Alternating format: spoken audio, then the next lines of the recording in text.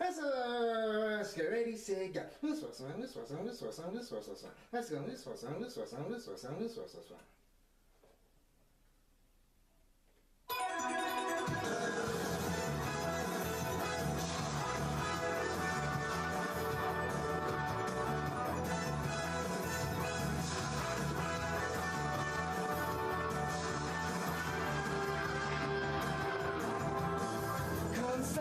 Rainbows in the sky, let's fly away like a bird. You're free to see the boundless face of the earth. Let the wind blow you like a knife and glide away. Far beyond the clouds, you'll find another place.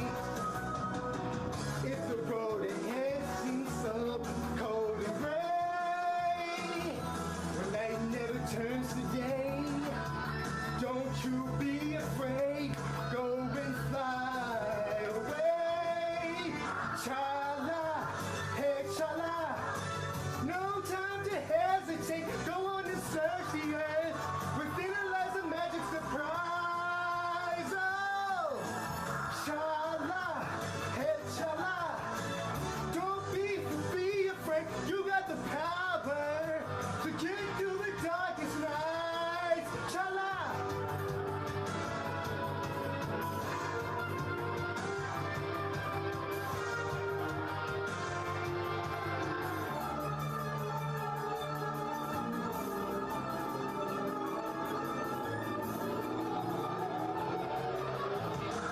Zooming down and round in the sky like a coaster. Hold on tight, or you may find yourself trapped in a maze. When that happens, you may think you will never find your way. As the past, you may take sin or the same. If the road ahead should lead yourself cold and gray, when night never turns to day, don't you be afraid, go and fly away. Chala, hey chala, no time to hesitate, go on and search the earth, within it lies a magic surprise. Oh, chala, hey chala, be cool, don't be afraid, you got the power to get you through the darkest night. Hey chala, no time to hesitate, go on and search the earth, remember it is a magic surprise. Oh, chala, hey chala, be cool, don't be afraid, you got the power to get you through the darkest nights. Chala.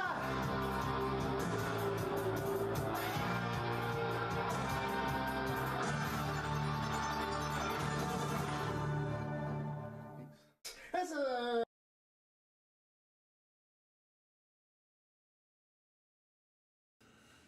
It's time for Spaghett Friends Toy Show, episode 344.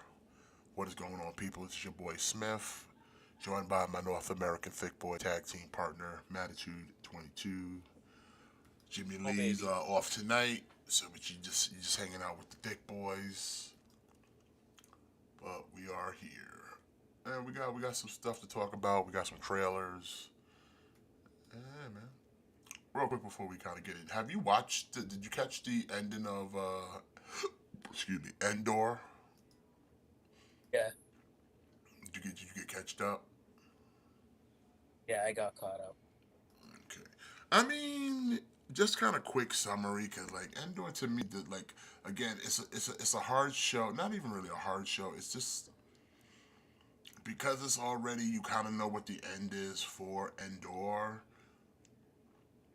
It's not like there's that many surprises. Yeah. Like I said, you know where Endor's life goes. You know how he ends up if you've seen Rogue One. In fact, after I watched this, I kind of had to go back and like, let me watch Rogue One real quick. Just to kind of tie things up on this. Yeah. Yeah, like that's the thing where when they do these, you do a show, like when you do like a prequel show, like you sort of inevitably know how it's gonna end. It's just you're just kind of filling in the pieces of how we get there, you know? Yeah, and like this season, basically, in a nutshell, is like Luthen finds out. Well, not even just Luthen, but a lot of people within the Empire who were also kind of kept secretive of the Death Star, which they named in like the last episode. Like that was kind of the big kind of moment. Like say it, say what it is, and it's like it's the Death Star, because they were Yeah, secretly, the higher ups were secretly planning all this, but lower level officers weren't privy to this information. They were just given an excuse for why they were doing what they were doing. Like the whole incident that they were having in Guarma, in this planet where they needed to get the resources from. They used it as the reason they had was bupkis. Basically, it's like we needed it because it had a resource that's going towards the Death Star. You know what I mean? The whole season, first season was the same thing. When Endor was in that prison and they're sitting there building stuff, no one knows what they're building, but then we find out it's pieces to the Death Star. yeah, You know, they're using prisoner slave labor to build the Death Star, and like I said, they've been doing it for like 10 years, because like every episode is like a year later. So it's like, yeah, the whole time when they've been going to planets and doing this and saying they were doing this for certain reasons, it was really just to gather resources to power up the Death Star. And now we're at that point, like at the end of season 2 of Endor. They're now, like I said, Lucen's character finds out that, okay, yeah, we were all duped. We were thinking it was this, but in actuality, they were building a weapon. Like they still don't know what the weapon is, but they just know that they are building a weapon, a big weapon, which is the Death yeah, Star.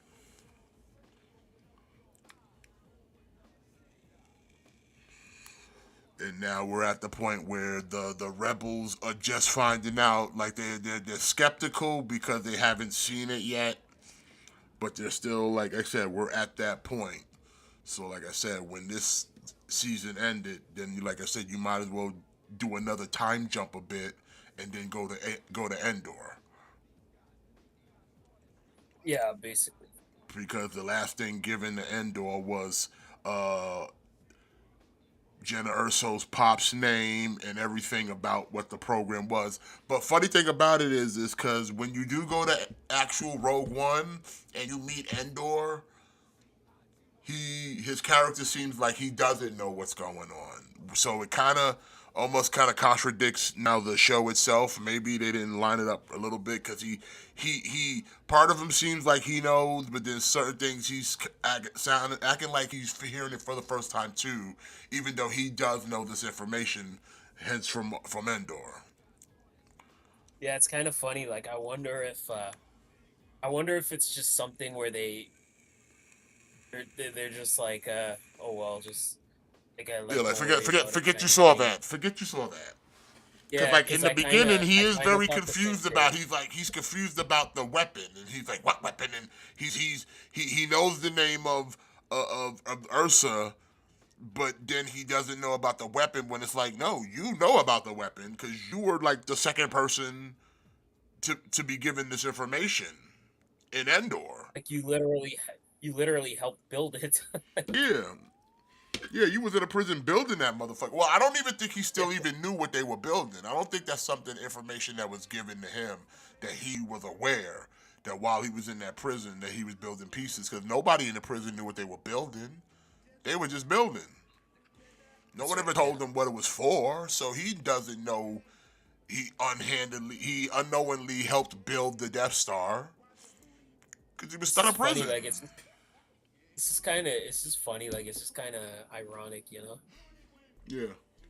Like again, that's what happens when when you make a movie where you're like, okay, it's gonna be just a bunch of characters, they're just gonna be like one-off characters, and then all of a sudden you go back and you try to add all these plot points, and then it's like they kind of don't, like they line up, but yeah, like you said, like you can definitely tell if you watch Rogue One after watching both seasons of Andor, then yeah, like he comes off totally different.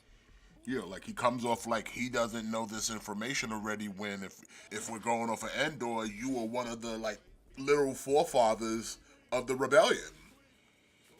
Because that's how Endor paints Endor as. He's a forefather of the rebellion because he did all the dirty work for Luthen.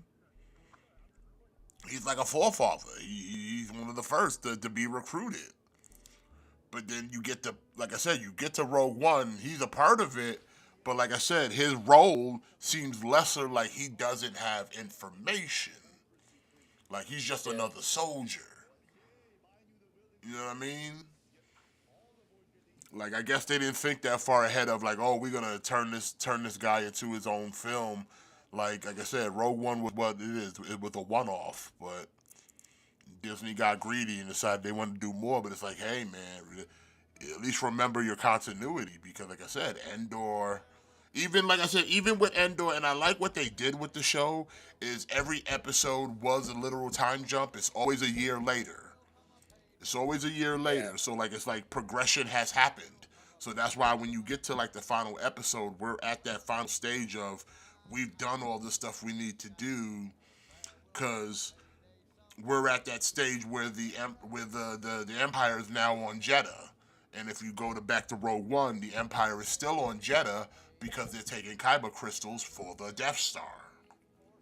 mhm, So, like I said, this season two kind of, like I said, it takes you right there, and you would imagine time jump, maybe a year, maybe two, and then you are at Rogue One because again, we still haven't got to that point where they've snatched up General Ursa's pops and had him build it. Like I said, no, you would have to say somewhere in between. That's when that first part of Rogue One happens.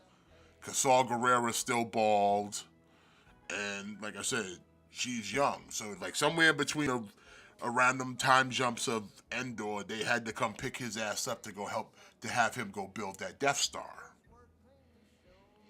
Because even Rogue One has a time jump. She's a kid, and then she's an adult, but time has passed, and by then the rebellion has kicked in. Everybody's already at Yavin.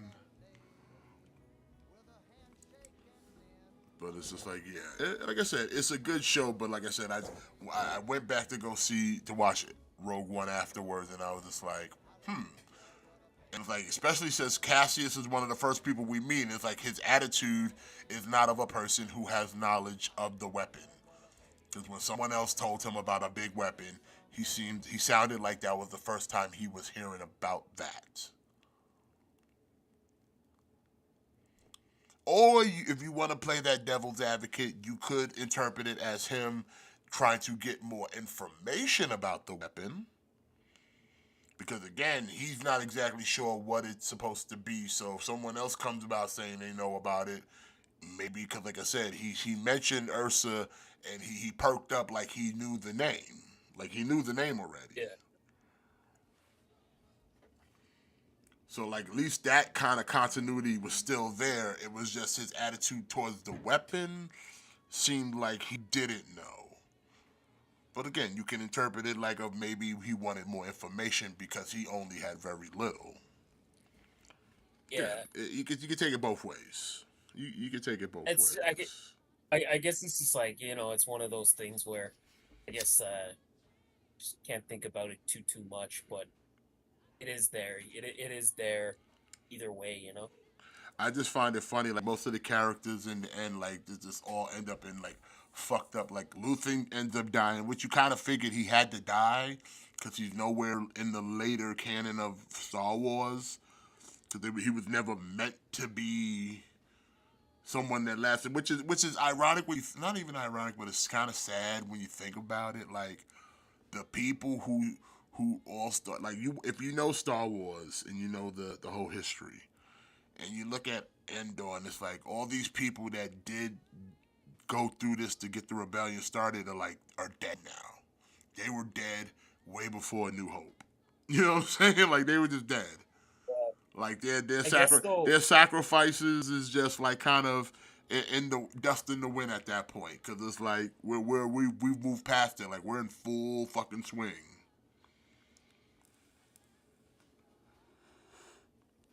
It's like only like one person who's like still around that can remember the days, and that was Mothma. like it's kind of fitting because that was kind of like the tone when Rogue One first came out. Like we kind of knew going into that movie that like okay, well, pretty much all of these characters have to die because where are they like in the other movies?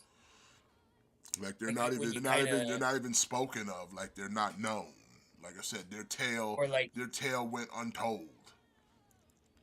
or like if you look at like Star Wars the prequels, like when you watch episode 1 and then if you jump ahead to episode 4, well, they pretty much tell you in episode 4 that there's no Jedis left. All the Jedi are dead. Like they pretty much tell you that all the Jedi are dead. So then when you watch episode 1, you kind of already can see the writing on the wall. Yeah. It's Oh, just again like that's to be the thing. It's like you know what the destination is, but now it's just filling in the pieces of how we get there. oh, also forgot about Eradicator Superman and Cyborg Superman came in. Ooh. Only gripe about the Eradicator, I wish they would have gave him the cloth cape, but they kept the old one from the first version they did. It's just a That's repaint. disappointing. It is. Because it's a good figure. If it had a cloth cape, it'd be up there. Now, the Cyborg Superman, like again, McFarlane's waiting at the very last moment to show that he actually has talent. He actually Yeah, has talent. it's He funny. waited to the last moment, but he's like, listen, I can really show you what I can do because, like I said, the last 3 Supermen I have bought from him have been the best Supermen he has produced since he's had the license. I bought the Silver Age Superman, which literally, everyone is calling it the definitive like comic book Superman. The Silver Age one he just put out is the definitive Superman. If you want to use him as your main display, he's the guy now. yeah. Number 2 is Kingdom Come Superman, also just beautiful piece. Which one they also said the Crisis Earth Superman, also good one. And then fucking cyborgs out here looking fucking stunning. You know, Not to maybe mention, that's let's a not good forget Christopher Reeve. Let's not forget Christopher Reeve. maybe that's a good lesson for Todd. Like maybe he should have come harder with this stuff right out of the gate instead of giving us like new 52 versions that nobody asked for, giving us Dark Knight's metal figures that nobody asked for, like giving us all this stuff that nobody was asking for. I shouldn't say nobody, maybe there's like two Well, like I said, people. his excuse is there's But one person out there that wants it, so he's catering to the one, while the yeah, millions are you're like right, asking. exactly. You're right. Like there's one person that wants it, but then like there's 500 people that are like, not interested. So maybe if you would have catered to those people instead, maybe you would still have the license. Yeah, because like I said, these last like 4 Supermen that I have bought from McFarlane have been the best ones. Like I said, I've got a lot of Supermen from McFarlane right now, and these are like the best ones, and these are like at the tail end. And like I said, I'm even lucky that I even have them because these ones are actually selling. Like they're hard.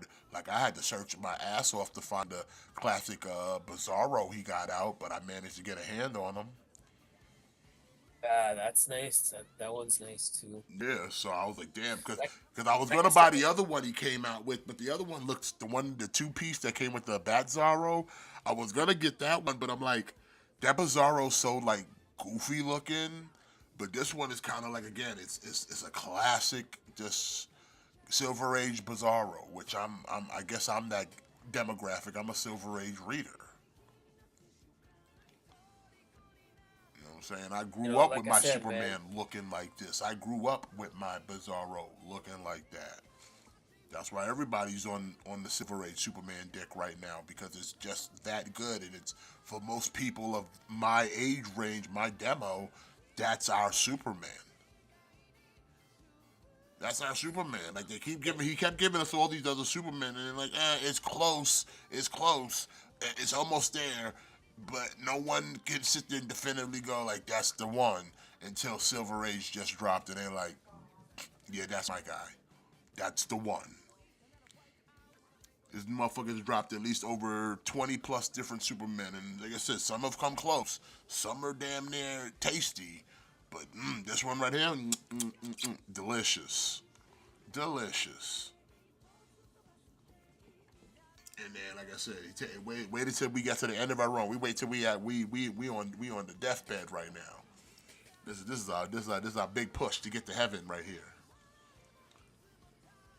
I ain't mad at him though. Like I said, I ain't mad at it, but it just like it just makes him harder to come by. But like I said, I'm over here now hawking because he's got one more Superboy coming now, and I'm like that Superboy I want because everything else I'm pretty good now. As far as Superman, like I got Blue Superman, which is I didn't think I'd get my hands on that one. I got the Silver Age, and I got Kingdom Come, which to me those two are like the best two Supermen out there. And then, like I said, this Cyborg Superman is like, fuck, where's this guy been? Where's this McFarlane? Where's this guy been? Huh? Where's this guy been? Well, I like him. You know what?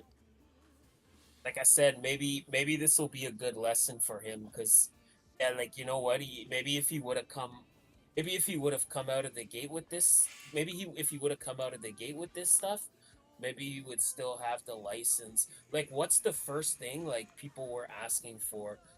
Give us like a Justice League. Like, give us like a core Justice League. Like, Well, give wasn't us that? more It was like just Batman give me villains. Give us classic. more It was like villains. give us classic Silver Age super. Everybody was like, can we just get the Silver Age heroes?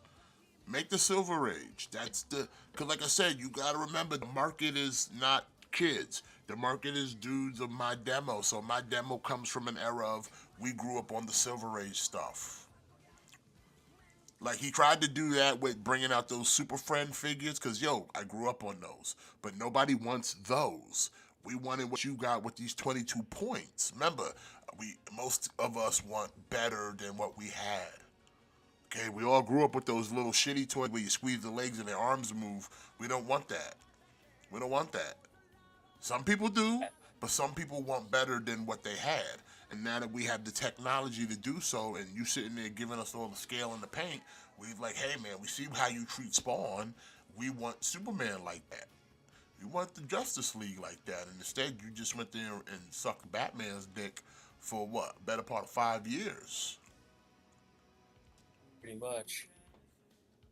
And it was like all we wanted was some decent Justice Leagues. All we wanted, like I said, the temptation of, oh, we was gonna get animated series stuff. Nope. Nope. That never happened. You got breadcrumbs of animated series, but you never got full fledged. That shit didn't go as far as what? What? How many cats you probably name them? But Harley Quinn got made. Green Lantern got made. Cyborg got made. You got an animated Flash. You got an animated Superman in a red and black suit. And you got an animated Batman. I think that's it, right? As far as animated series type characters were made from him, Yep. that's it. That's all we got. That's all we got. Like one motherfucking Teen Titan. What's a nigga supposed to do with a cyborg? I feel for the nigga who bought that one. Cause that motherfucker lonely. It's me. It's me. I bought it. That cyborg is lonely as hell, bro. Yeah. Yes.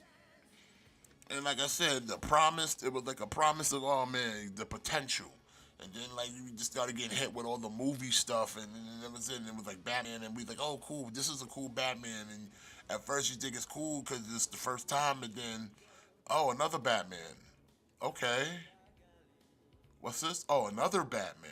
Oh, okay, but what about like Booster Gold for somebody or like Animal Man? Like you don't need that right now. See, but at the beginning, I liked it. Like when he was making all of the Dark Batman, like the Batman Who Laughs, and he was making like that whole crew.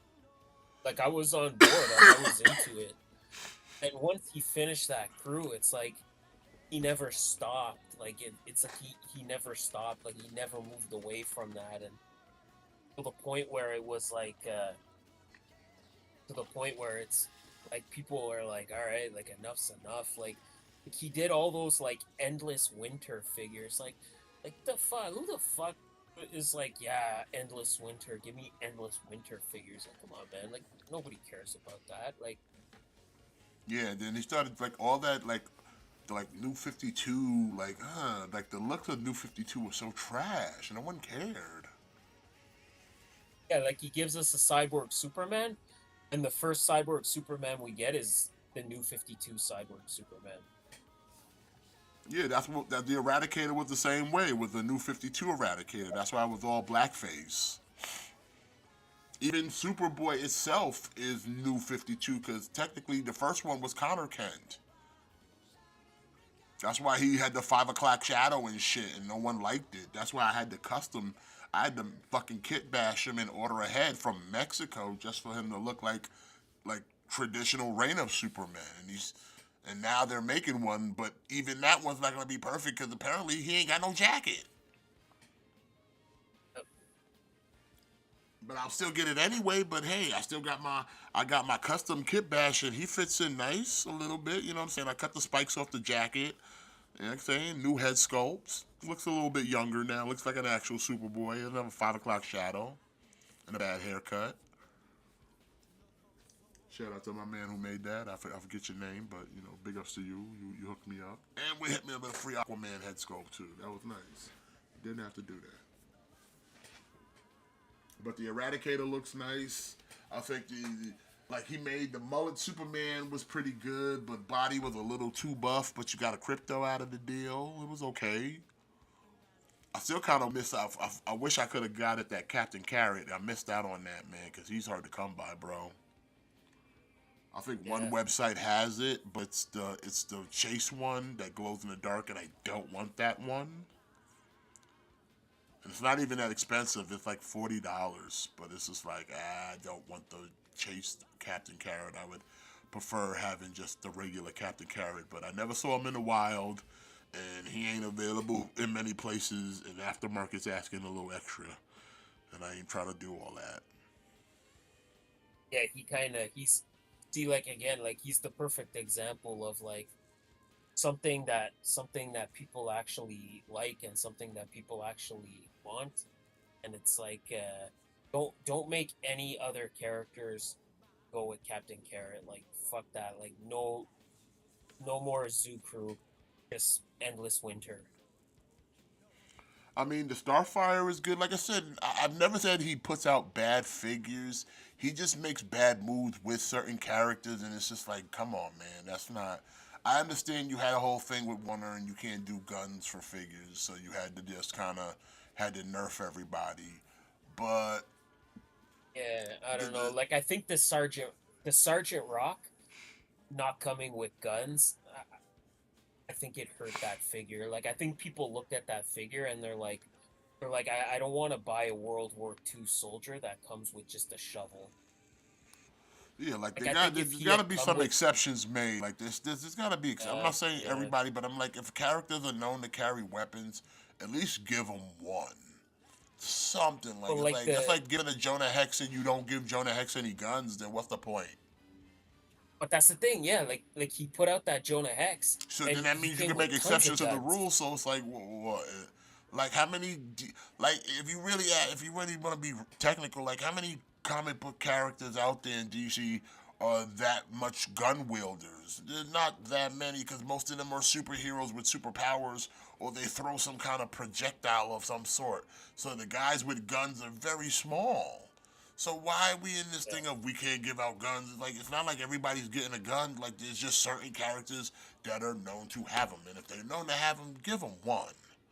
Just give them one. No one's saying you got to give them a whole arsenal. Just give them one. Yeah. You could give you mean to tell me so you can give Jon Stewart a whole big Gatling gun because it's a Green Lantern construct, but your man, the military man, can't get a rifle.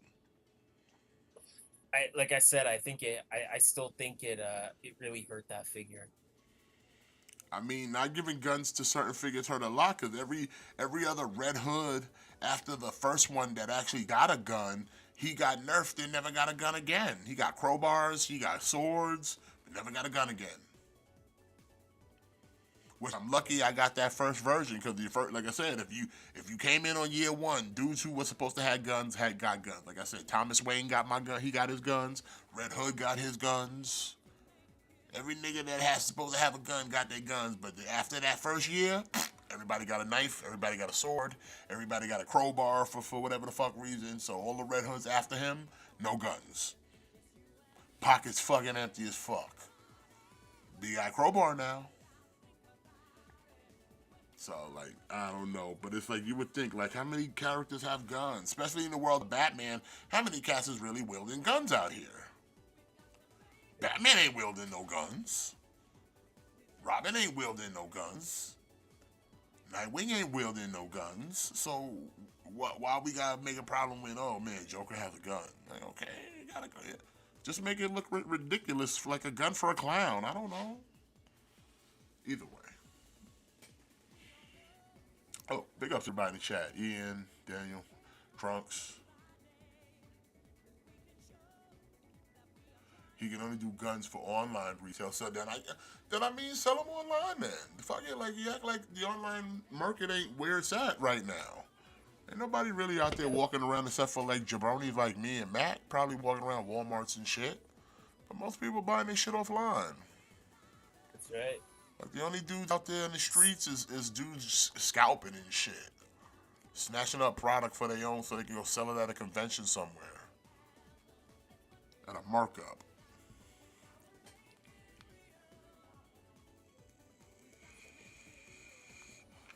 Like I said, I pre-order most of my shit. I order online because it'll get here faster. But like I said, the only time I don't order something online is if I find it in the wild. If I find it in the wild, then it is, you know. Nah, no Jimmy today, Daniel. Real life is going on in his world, so real life takes more precedence than online. So you know what I'm saying? He got grown folk business to do. In fact, you might see a little less of Jimmy every now and then because, like I said, grown man business takes more precedence than online. We don't make no money off of this, so he got to go make his real life happen. And I ain't mad at the boy, but he'll still be around though. No. Yeah. Like I said, it's something that is kind of like we've been doing this show for a couple of years now. At some point. I've thought about it. Like at some point, it's gonna either come to an end or just slow down because real life happens. Like I said, there's gonna come a couple of weeks. We gonna be off because I still got some surgery that I gotta get done. So I ain't gonna always be up in commission. So, like I said, real life happens.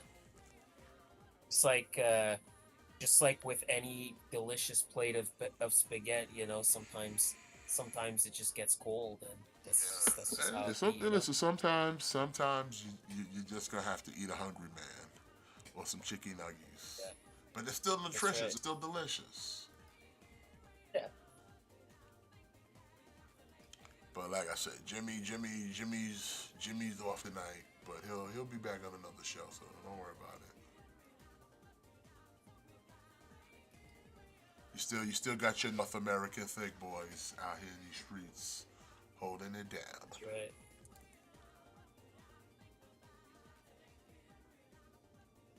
So you're gonna overpay? I mean, listen, if you want it that badly, then it's at this point that's the only way you're gonna do it. Cause even I've been checking on that Supergirl, and yeah, not even like GameStop is restocking it. So yeah, unless you find it in the wild and get lucky like that, yeah, you might have to just bite the bullet and pay about a $20 markup on her. So what are they asking for? Because I know it was what that Supergirl was like what 30. What's the markup on it? What they You asking know, for? Like 60 on her now? that's probably what I'm gonna have to do to get that Orion. Like I'm probably just gonna have to bite the bullet and pay the aftermarket price too, because like I can't find that shit anywhere. Y'all don't have Target in Canada, right? No, Can y'all order from we did at Target? one point. No, For real? You can't argue. You can't order shit from Target to Canada? I think there was like one point where you could, but I think they stopped that for some reason. That's crazy. Yeah, Cause yeah, I that's what I saw I mean. Like saw a unless post you're, somewhere that and I'm gonna look out because they stopped having them at mine, but Target's had that Orion on clearance now for like $11 fucking, bro. but like I keep hoping like somebody online is gonna get them, but that doesn't seem to be the case. Like sometimes like Big Bad Toy Store or whatever, they'll randomly get like the gold labels, or like so a lot of local a lot of like Canadian retailers, like sometimes they'll get them, like or sometimes GameStop gets them, but it just seems like with the Orion, like nobody's getting it. Like Like I sometimes said, GameStop gets the like I gold said, the label, but just scalpers, not that one.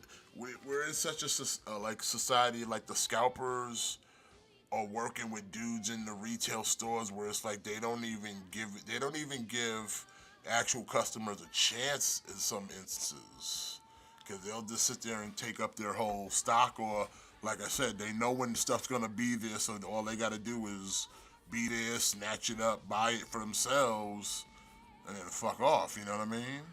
Like I said, I was there a couple of Yep. weeks ago. Dude came in, had a stack of DC figures that they looked like they just put out. And as soon as he saw people coming about, he got the fuck out of there because it's like, yeah, he knew what he was doing. He snatched up all the good shit. Yeah. He snatched up all the new shit that just came, and it's like, okay, I see what it is. Like he got the fuck out of there real quick. It's like, all right, man. And like I said, he probably had that Superman. I came back the next week, they had more. But like I said, he made sure to get his, so he good in the market now. He got at least two on tap that he can sit there and sell at a markup. Yep. Pretty much. That's why it's like that's why I just pre-order everything, because half the time like the scalpers will get the shit way before you do. Yeah, they got the end. They got a dude on the inside, bro. It's like listen, if you all you gotta do is literally just find a dude who works in that department and get in good with them cats and maybe break them off with a little paper and just be like, hey, when your shit come in, before you put it out, holla at me. I'll be on my way so I can come. I'm the first one there to get what's coming out. So whatever's coming out is mine. Like I said, ain't nobody gonna be there. I know when exactly you about to throw this shit on the shelf. Hmm. So it's just like, yo, there's dudes like that where, cause like I've been to places where it'd be like, oh, this product is in shelf, in item, and then you go up in there and cats act like they don't know where this shit exists. Like, motherfucker, you know this shit exists because you sold it to your mans. And then they sit there play dumb like they don't know that they sit there do that, pull out their little monitors to scan shit. Like, motherfucker, stop playing like you don't know where product is around here. Stop acting like, Yeah. stop pretending like you don't know where product is around here. Talking about we might have some nigga, you know it's in the bag. If it's not in the bag, you know it's not in the bag. Y'all cats ain't out here just sitting here storing shit. Like, cut it out. I worked in retail, bro. You can't sit there and pretend like and act like you don't know where product is. Especially new product. You know what I'm saying? It's wild how they do that shit, man. Anyway, since we're talking about product, let's jump into your number one source for news and information. It's live with SmackDown. We got the Bloodline coming to the ring. They got their boy Jeff Cobb in the building now.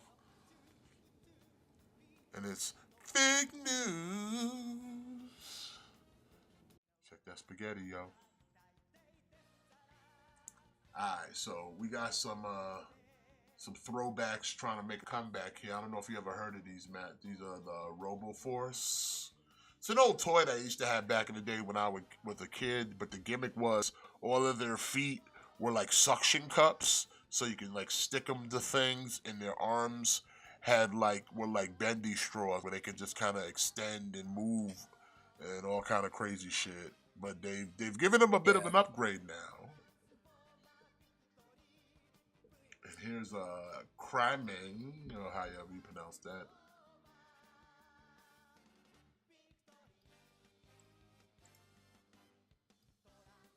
I think they even got a show out, if I'm not mistaken.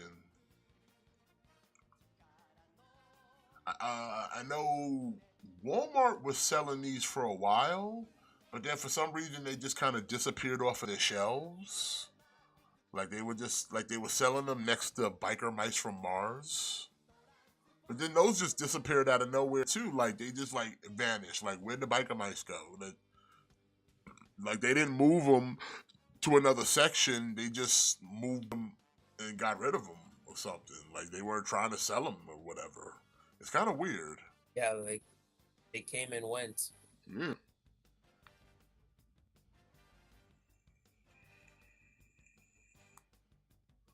This guy right here, $15, first quarter of 26.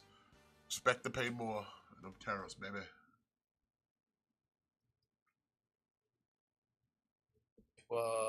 This one's kind of cool. Kind of reminds me of Shockwave. Little bit. Like I said, these are definitely rebooted because back in the day they looked a lot shittier. These actually look kind of cool. So. But like I said, they're trying to do a little bit of a reboot of this brand. But I remember this from way back when, the RoboForce. I guess what's yeah, old like is see, new they still again. have them. Like see, the dude has suction cups on his feet, and that's like I said, that was the gimmick back in the day. Like you could stick the figures on the different surfaces. And like I said, they would have like extender arms, but they changed all that. But they're still keeping the gimmick of they have the suction cups on their feet. Is this by the same company that does the Biker Mice from Mars? It might be. I think so.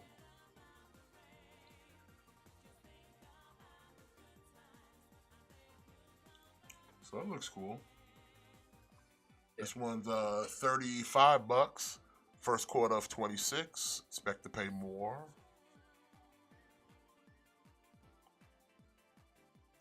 We have a RoboForce Sentinel. And again, same thing. He too has the suction cups on his feet. And like I said, they're keeping that gimmick that they can stick to things, which is cool. I'm glad that they kept that gimmick, but gave them updated bodies. Because their bodies before used to kind of just look like straight R2-D2 garbage cans with arms.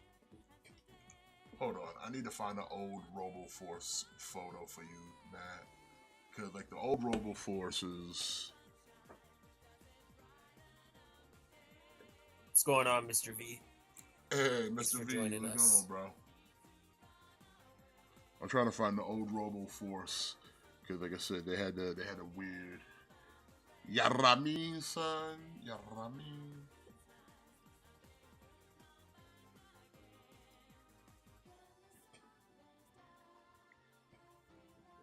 Here we go.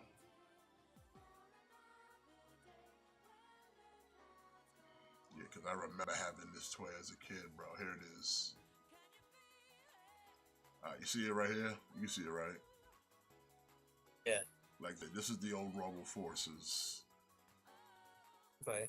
And like this little plastic head, this would come loose and you could stretch the arms out even more. And like I said, their legs were like suctions, so you could just stick them on the things. And yeah, this was the Robo Force back in the day.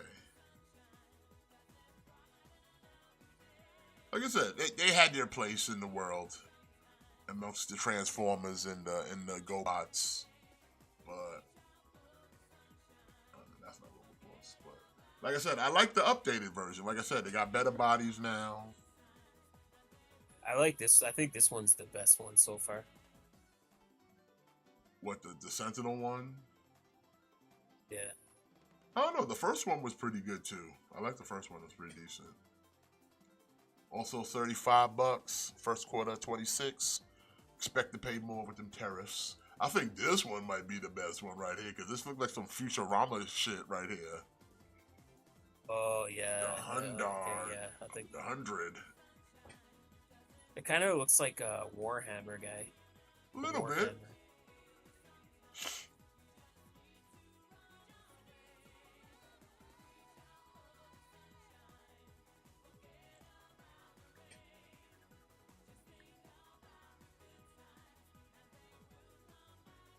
So yeah, the RoboForce trying to make a comeback. Now I don't know like how well the nostalgia is for this, because again, this is one of those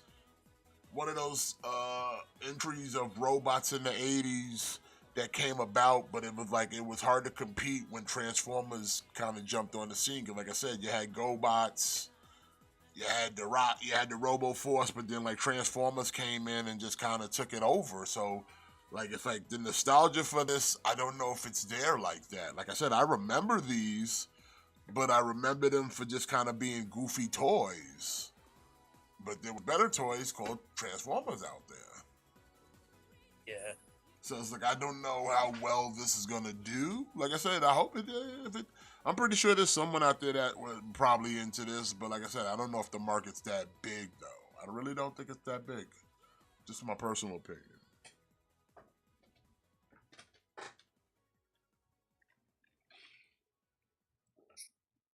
Yeah, we'll see. Like, I'm sure there's gonna be people that are gonna be like super nostalgic for this, but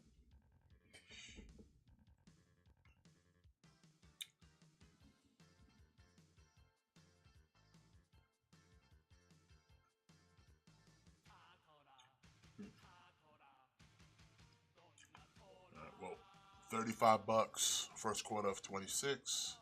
Expect to pay more.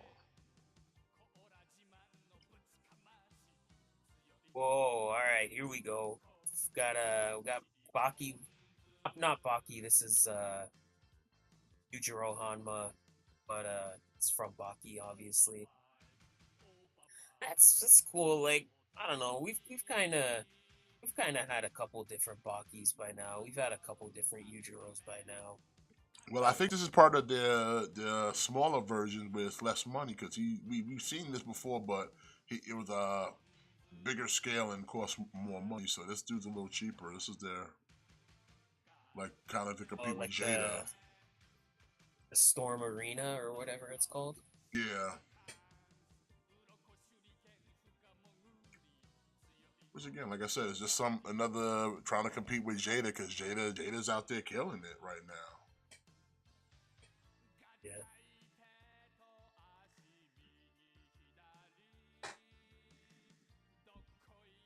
Yeah, that's cool.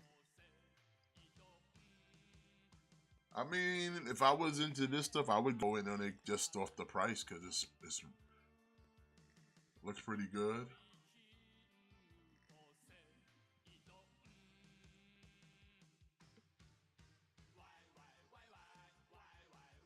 It looks pretty buff. Yeah. Listen, can't have Baki without Yujiro.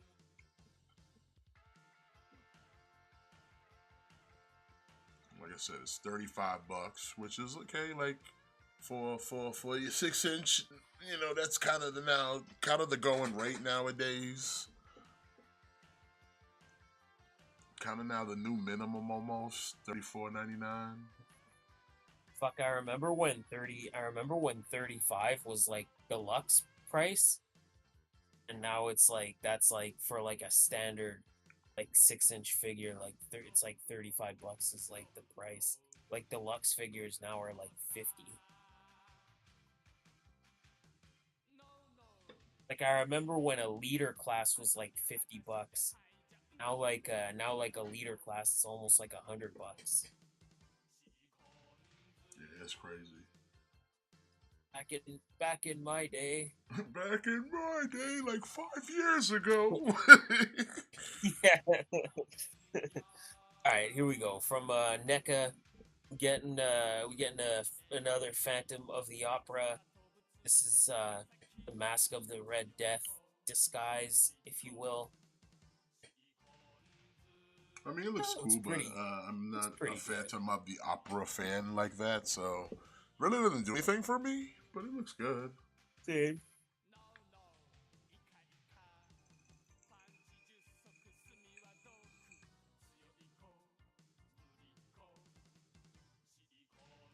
You get him without the mask. Yeah, it's kind of an easy pass for me.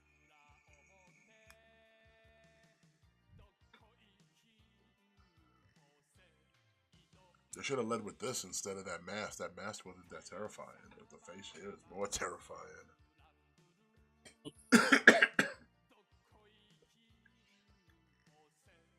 Like he looks too happy with the skull face. Like he's having a good time.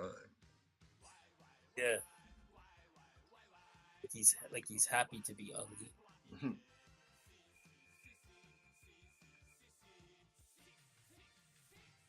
Well, listen, I like what Nick is doing. I think like out of the like third party companies that are like that usually that do sell in most retail certain retail markets like NECA.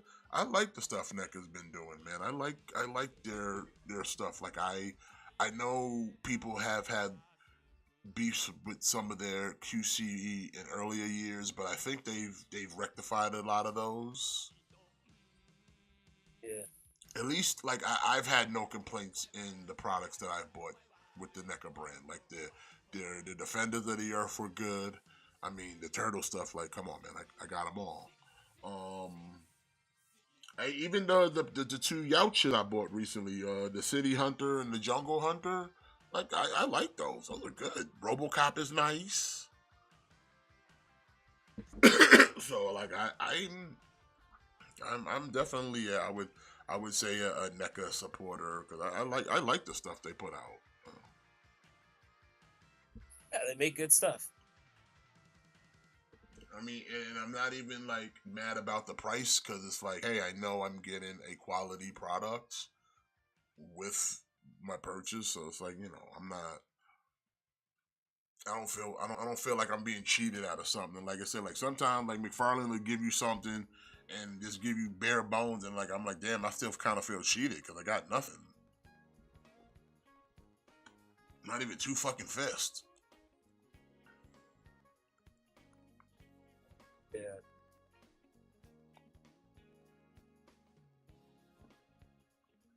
20 years ago. Good damn. Like I said, NECA makes good stuff, man. Like I said, I like the Predator stuff. Like I said, RoboCop is dope. Like I said, the TMNT stuff. I mean, you really can't lose with their TMNT. Like I think they got that down to a science at this point. Yeah. Like I said, the Alien Predator stuff is pretty decent.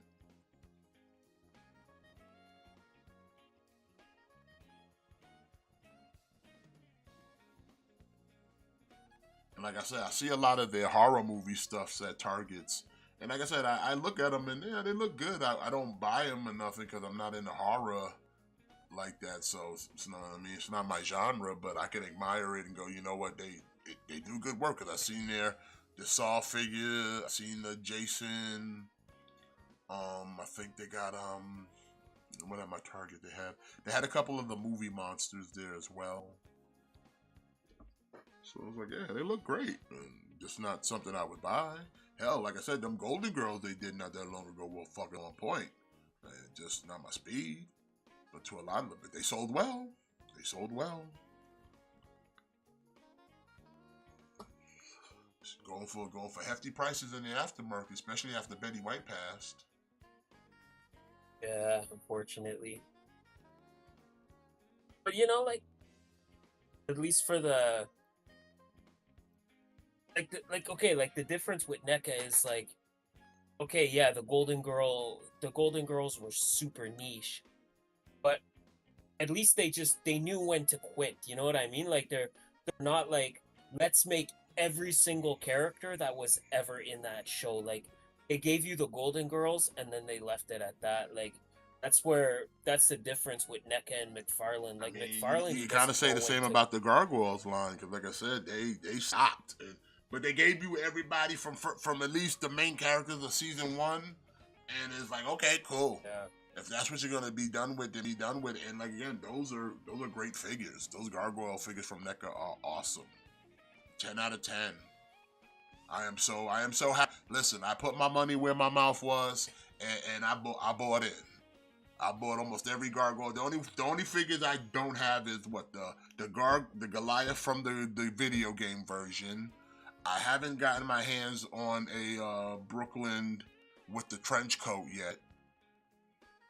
And I never bought the 2-pack of Goliath and Demona because I already have Goliath and Demona. And I don't even need them with folded wings because I have both of them with folded wings already. So it was like, yeah, I got them all. Like I was hoping we were gonna get that Cold Stone or that Macbeth, but I guess it is what it is. But hey, I got all the primary first season main characters. I can't complain much, and like I said, the quality of all the figures were good. So like I said, shout out to NECA for hooking that shit up for a player. Cause I was that dude who wanted some Gargoyle figures up in this bitch. Remember, we were running that hashtag Gargoyle figure, son. Come on now. That's right.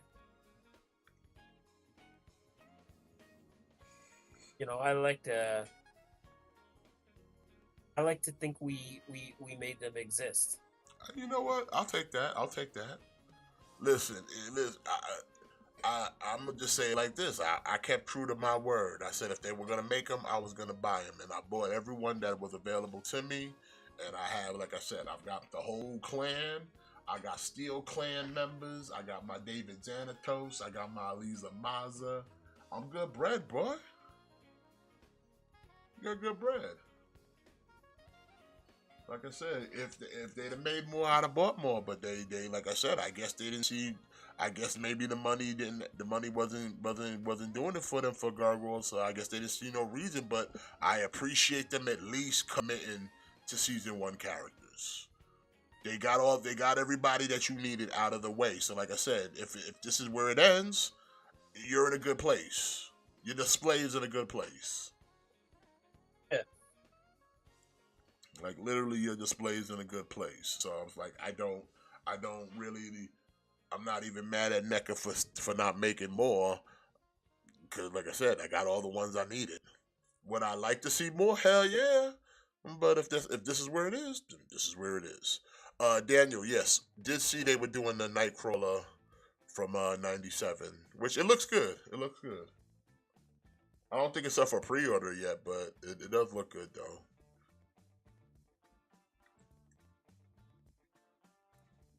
So yeah, I can't be mad. That's not Mezco. That's not Mezco. That's Mondo. Oh, Mondo. Oh yeah, Mondo's doing they do the X-Men stuff. But 41 for the Phantom here.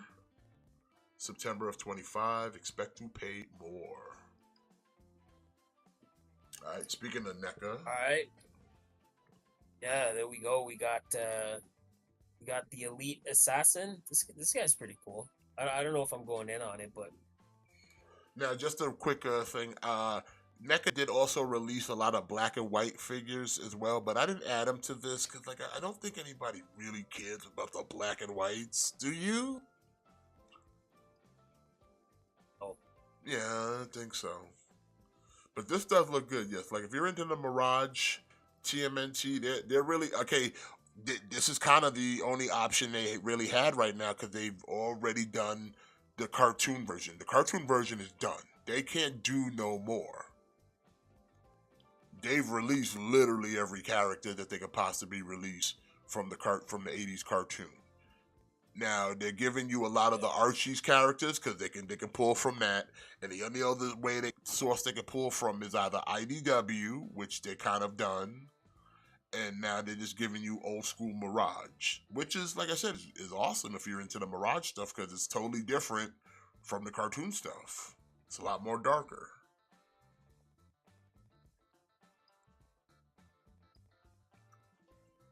Now, like I said, I'm more cartoon than I am Mirage, so a lot of this, I'm gonna is an easy pass for me.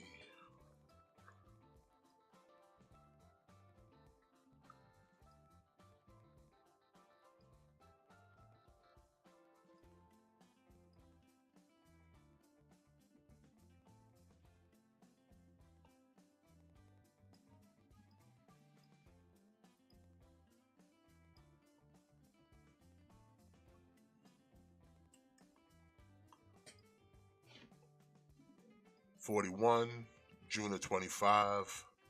Expect to pay more. Oh, this is nice. Got a battle damage shredder. Mm-hmm. Now I think we've already seen this version, but we saw the black and white one, I think it was, or the red one, or something like that. Yeah. But now you're getting more just a regular proper colored damage shredder, which again, if you're going in on the Mirage stuff, man, now's the time to eat. Now's your time to eat.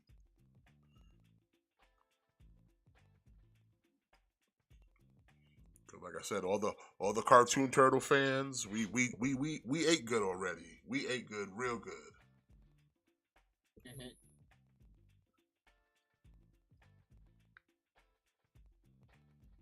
Yeah, we still getting a little something something every now and then because Yeah, that they PandaCon little side PandaCon's characters here and nice. there, little side piece characters. Like I said, we just got the Panda Con, which was a nice little addition to the fray. But for the most part, everything is done in the cartoon stuff. Like I said, we're literally the last remnants is just like the obscure characters. Like when you start releasing like the ghost people, like come on, man, come on. Yeah. So it's like, yeah, like that's why I said I'm pretty tapped out on the TMNT cartoon stuff because like I got them all. Like I said, there's maybe at this point I think, yeah, like I'm missing maybe a handful of people, and a handful of people like I really don't want. Literally a handful of characters now that I don't want. Like I already got I've completed the thing that I wanted. I was like, man, I really wanted that Ace Duck in the Mutagen Man, and now I have the Ace Duck in the Mutagen Man. And then the Panda Con came out, and it's like, boom, done.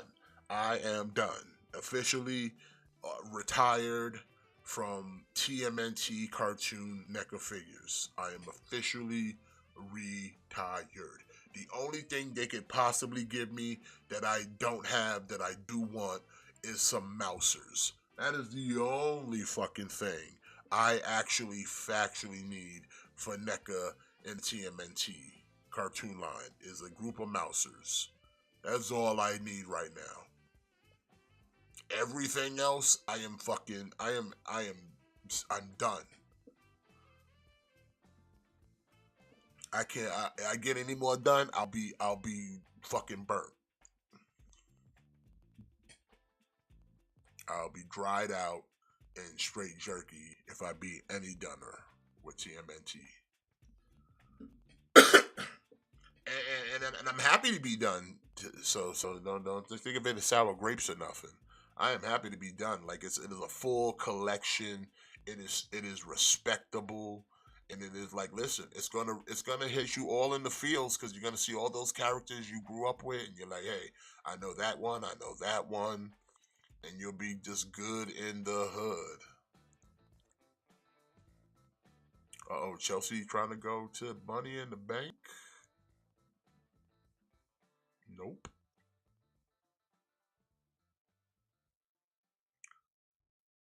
But 41, June of 25 for Shredder. Expect to pay more.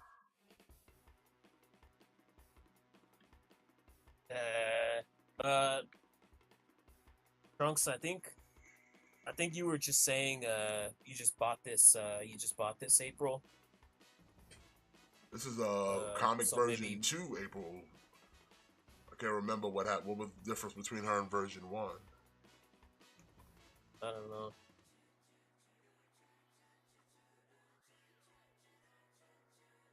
Yeah, I don't know. Like I said, for me, like my Turtles is like the cartoon for me. Like I'm not super familiar with like the comics, like especially the Mirage comics. Like that was way before my time. I mean, it was before a lot of people's time. Like it was, like I said, it's those who say they were they're probably lying.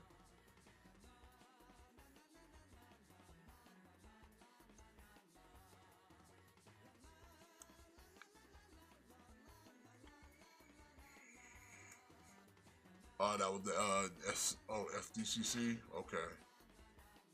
I mean, I it's guess cool, this man. is You all get right your if you're. April, and you get a I crane. guess it's cool. Like if you're trying to build like a Mirage like turtle collection, but I certainly am not. Well, like I said, they eating good right now. They eating good right now.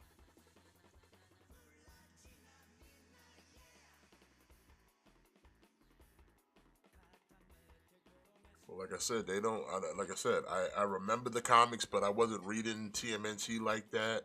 Like I said, I'm more of a cartoon TMNT fan, and that version was Same. that version was different than this. So, like I said, just the only ones I picked up was the 4-pack of them with the red bandanas, just to kind of have 4 more turtles.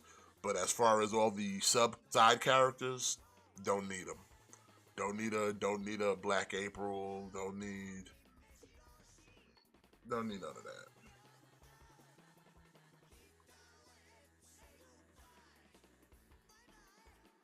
Like I said, don't need a Casey Jones. Don't need none of that. But it looks good though.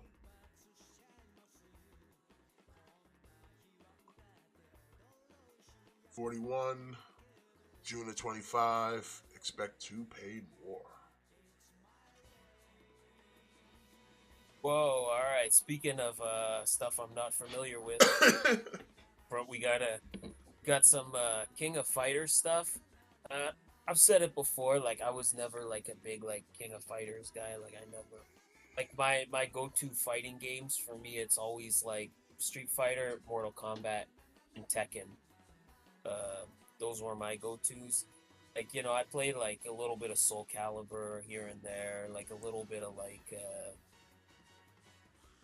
like Guilty Gear, but yeah, King of Fighters was one that escaped me, so I don't really know who this character is. My only real experience when it ever for real came to King of Fighter games is actually in the arcade because I didn't know anyone that ever owned King Fighters. Because SNK games weren't Yeah, back in the days. SNK games were only on certain systems, and sometimes their games might have got ported to other consoles. But you needed to have like that SNK system, the Neo Geo or one of those to actually fuck with any King of Fighter games. But like you can find them in the yeah, arcades. that's right. And like I can count the people on one hand that I knew growing up that had like a Neo Geo, Yeah, and it was Neo just Geo, zero. Like the nobody Turbo had Graphic. Like like I had a nobody Turbo had a Neo Graphic, Geo. but like the Neo Geo came out, like nobody really had a Neo Geo. You maybe had that one rich Yeah, kid that you knew that had it, but he had nobody to play with because everybody else was broke, nigga. like my only experience with SNK is like sometimes they do like the Capcom versus SNK, like they do those games. Yeah, that was the only other way Yeah, that's really you fun. knew about SNK figures is when they did the crossover with Capcom and shit. But other than that, before that, unless you, like I said, unless you were hard in the arcade and you played a lot of those SNK port games in arcade, like no one, like I said, no one had consoles like that. No one had the SNK consoles. The whole gimmick of, oh, you can take your progress from the home to the arcade. Nobody was doing that, bro. I Nobody. mean, it's a cool concept. Cool It's a concept, cool easy way to get your concept, shit but stolen, but nobody was doing yeah. that. 'Cause nobody had the money for that. So it's like, yeah, King of Fighters, like it wasn't until later in the years when they started porting their games onto consoles that yeah, you see them, but like I still didn't know anybody that was out there buying them because like you said, you had better games. You had Street Fighter, you had Mortal Kombat, you had Tekken, you had like Virtual Fighter, you had way better games, way better fighting games. You had Yeah, fucking like Killer Instinct and shit. yeah, like Killer Instinct, like that's one I forgot about. Like Primal Rage, like Yeah, Darkstalkers. you there was so There was many. Like just I there said, was just Capcom yeah. already kind of had the market on lock. That the SNK shit really, all their games really couldn't get a foothold. Samurai Showdowns, all that shit. Like they would, no one ever said they weren't good games. They just weren't getting a foothold anywhere because Capcom already had that shit locked down. Even another one that's kind of like underrated, like Rival Schools. Like Yeah, I played Rival a good Schools is amount of again Rival another Schools. Capcom joint, another Capcom. Yeah, like Power Stone. Like Yeah, which I guess Power Stone is more of like an arena fighter, but well, wasn't Power Stone? That was more Sega, wasn't it? Because that was on maybe. Dreamcast, wasn't it? Yeah, you're right. That was on Dreamcast, but I think that's still by Capcom, isn't it? It might be. I'm not familiar. I know about the Yeah. game, but I don't remember who made the game though. But I remember it was on It Dreamcast. was a that was a good that And was a that was pretty one of fun those game first though. like multiplayer online joints they had on there. I mean, this character looks cool again, but I have no. I'd be lying if I'm like, oh man, I remember this dude. Like I don't, because I don't. Like I said, most people who sit there and say they was like, they probably lying to you, bro. 'Cause like I Yeah. said, SNK was not. SNK games, King of Fighters has been around forever, but I can't really tell you someone who's out there like, yo, I was playing this shit like religiously, me and my peoples. Like nobody. I can tell you many stories of the time me and my dudes would sit there and play Street Fighter for hours. Street Fighter 2 Turbo, Street Fighter 2 Ultra for hours. Never had no tournament for King of Fighters, my dude. I know dudes who could play Street Fighter. They was playing Street Fighter one-handed on a Super NES controller, my guy. That's how beastly they were. Straight beastly. $50, October of 25. I don't see no tariffs on them, but expect to pay more anyway. We got some more Just King always of expect to Fighters pay more. here. And again, looks good. Kind of a more buffer Ryu almost. But like I said, I don't ever pretend to say like, oh man, I grew up on the King of Fighters. Like I said, I always remember seeing their arcade boxes around in arcades back in the day. But like I said, you didn't know anybody that owned a Neo Geo back in those days. Neo Geos were expensive as shit.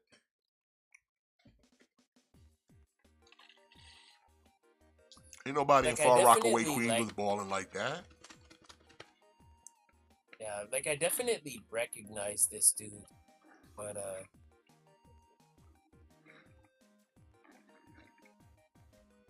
like I definitely recognize him. I just couldn't tell you anything about him.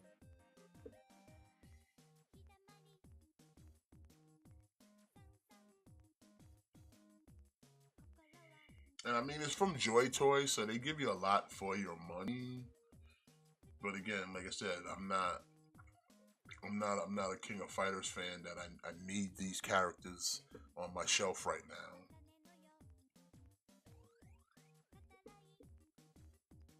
But hey, if you are about that, hey, you got this dude right here, $50. And these are 1/18 scale, so they're kind of small too. They're under 6 inches.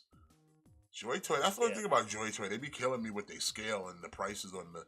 They be asking for $50 for figures not even on a 6 inch level. Come on, bro, $50. Yeah, that's same. Like that's the only thing. Like I know, like Joy. That's the only thing with Joy Toy. Like they're very small.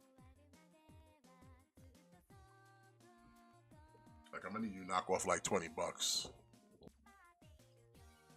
Say man, now this dude I've seen him in other games before, outside of King of Fighters, because I think he's been in a couple of the crossover games. Yeah, like this is a dude. Like this is like the perfect example of like if you picked up like if you ever picked up one of those like Capcom SNK like games, like this is always the dude that was like rivaling like Ryu. Like you'd have like Ryu on the cover, and then you'd have him on the cover like on the SNK side. Like if that kind of makes any sense.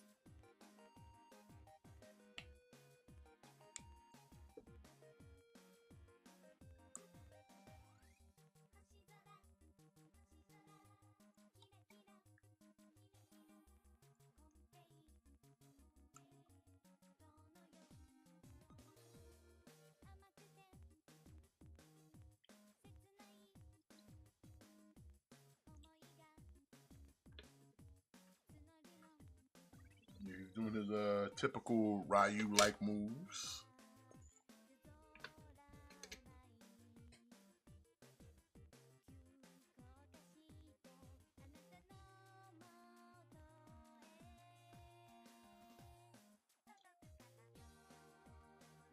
Hmm.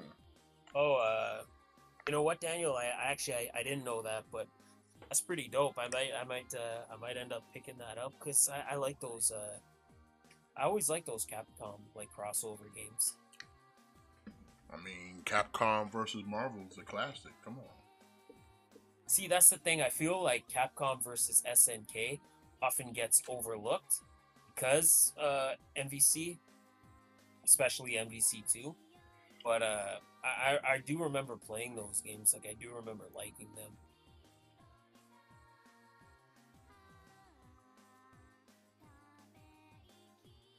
That's cool. Again, Joy Toy give you a lot, but it's just I need y'all to bump up the scale, man. Why do y'all make them so small for $50? Like that's kind of a crazy price to be asking for like under 6 inches, bro. And especially nowadays with tariffs going on, I'm gonna need you to do better.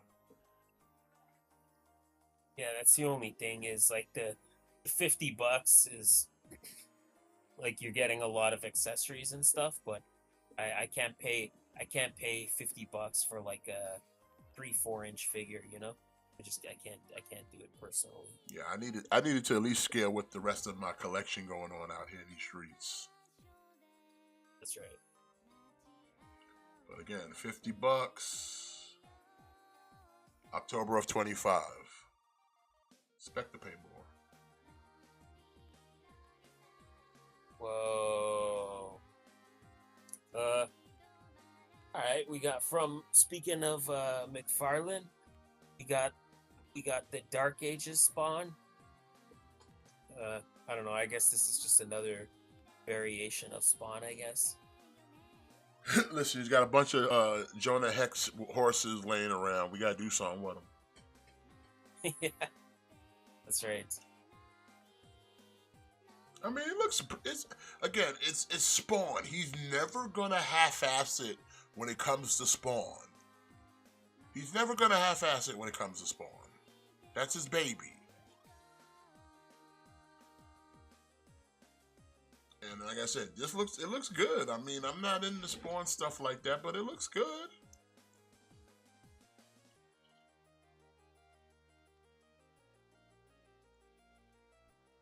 Is this like an actual figure or is this just like a statue? No, this is a figure, bro.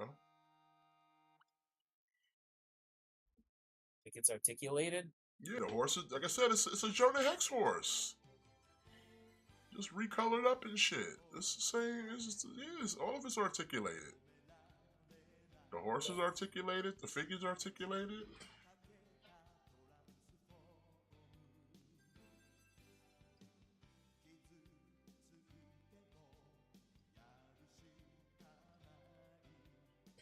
I might pick this up. Yeah, look, like I said, it's fine. I'm just not into the Spawn or nothing.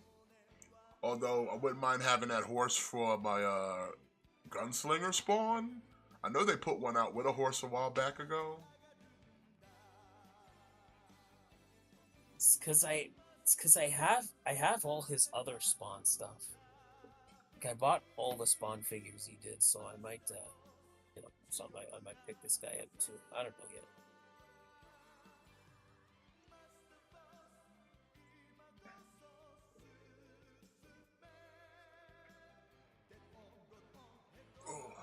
I mean, I don't mind it, but like again, I'm not. I'm more in the classic Spawn, which I've already picked up, and Gunslinger Spawn is the only other one I picked up. But I don't need that much with Spawn. Couple pieces I have, and I'm good. $70, June of 25. Expect to pay more.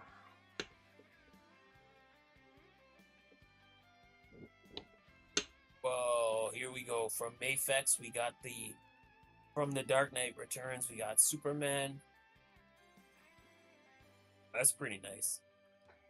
Although I would say the same thing about Mayfex. We said about Joy Toy. I would say about Mayfex. They make good figures, little pricey, and they're also just a little undersized to go with anything else. Cause I got the Batman, Superman Hush, and it's like, yeah, they're undersized. And like, yeah, they're great figures, but yeah, they don't go with anything. They're just kind of on their own.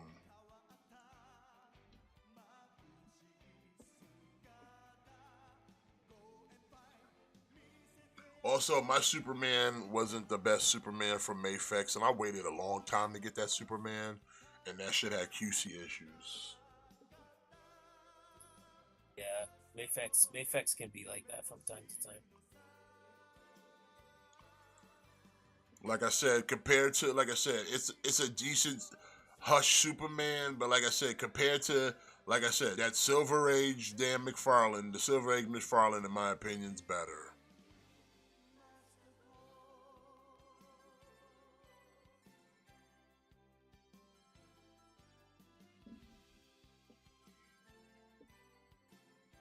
Yeah, it looks good. Like just again, Mayfex are expensive, man. Yeah, For a they're character definitely like expensive. That's why I was like, the QC should be a little bit better for the price you're asking.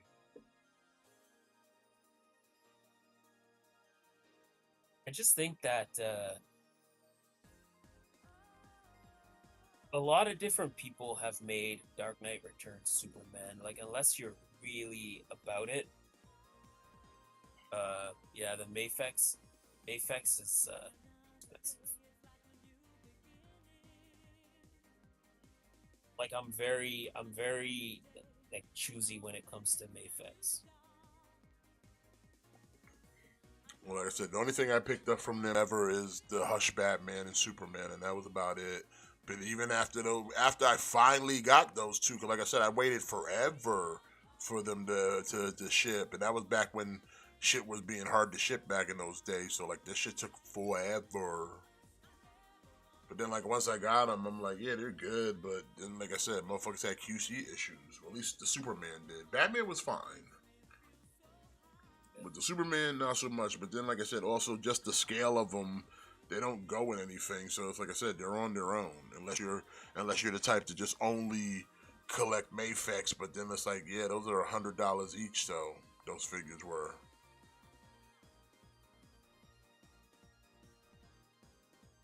So it's a commitment. Mhm.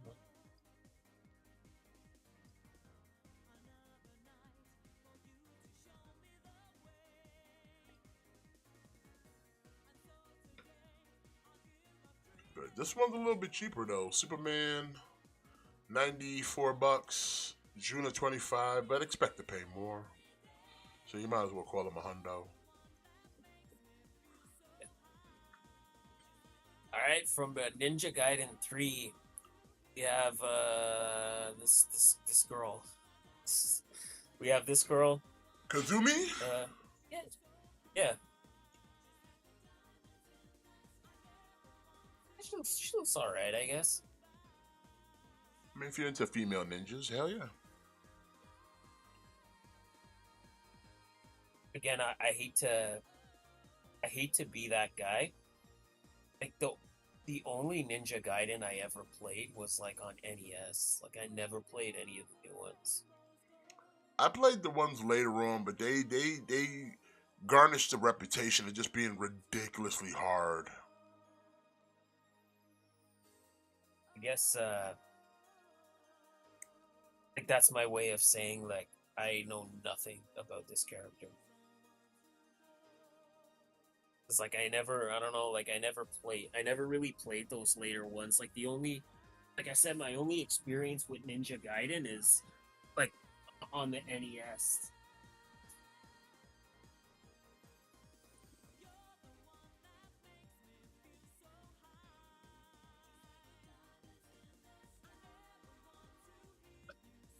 She looks cool.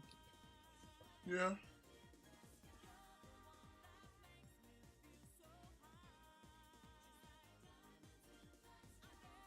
But yeah, I'm not really about it like that.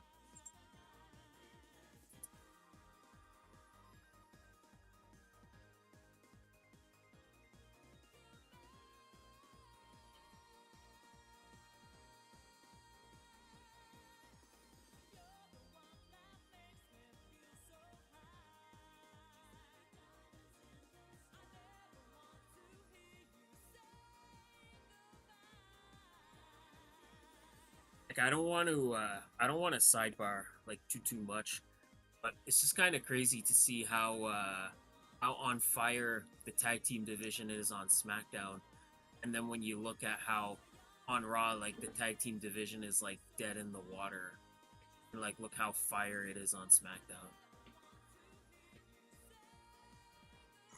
Oh, she's in Dead or Alive as well. I thought she did look familiar.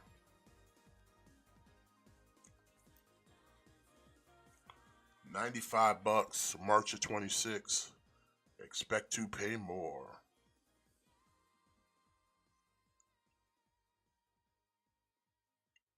All right, here you go, right here. All right, now, yeah. So now we got Ryu Hayabusa.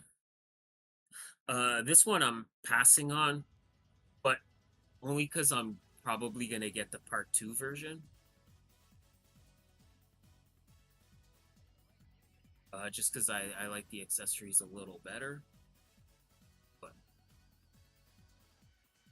yeah, for whatever reason, you know, if you don't like the part 2 one, then there you go. You can get this one.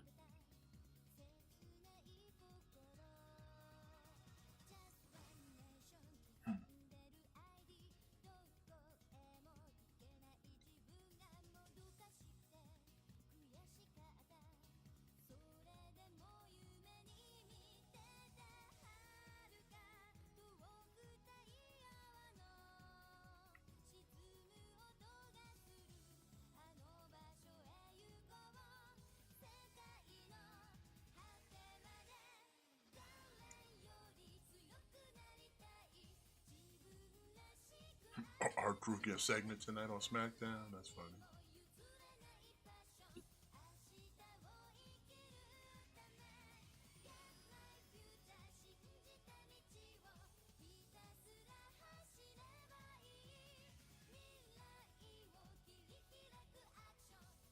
I mean, it looks good. You got the infected arm.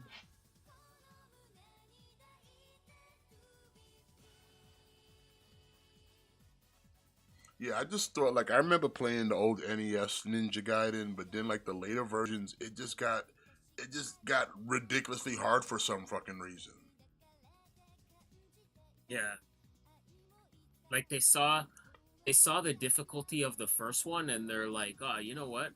Let's just dial this up by 10.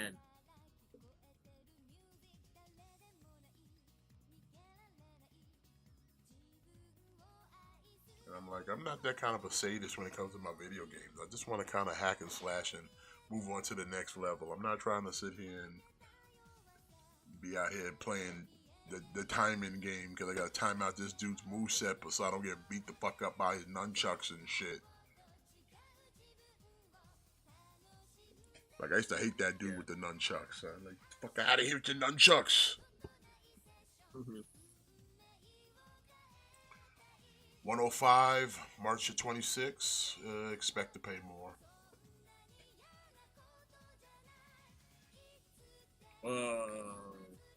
This is cool. I don't know what this is. Bomberman B. Gaming? I would say. This is from Yeah, Takara it's kinda fun, I Tomy. guess. If you're a Bomberman fan from the video game, I guess this is like some kind of yellow crusher. Like I said, I never really played that much Bomberman like that, but I thought this was kind of quirky. Me neither. It's from Takara Tomy, so you know they make good stuff. It's almost Me like a neither, it's I almost don't like a know, I was Gundam for never, this Bomberman almost. I was never like a Bomberman guy. I don't know. I just never did it for me. Wait a minute, does it transform?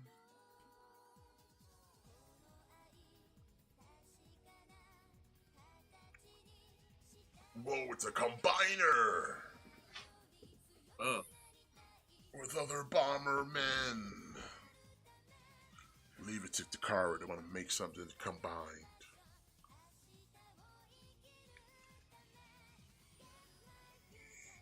Clever girl.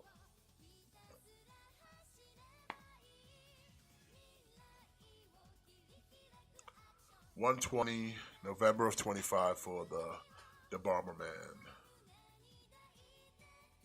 Transformers! I like the party, guys. Alright, we got X-Transbots offering for Constructicons. They got Scavenger here, but this is their youth version, which basically means this is in toy deco.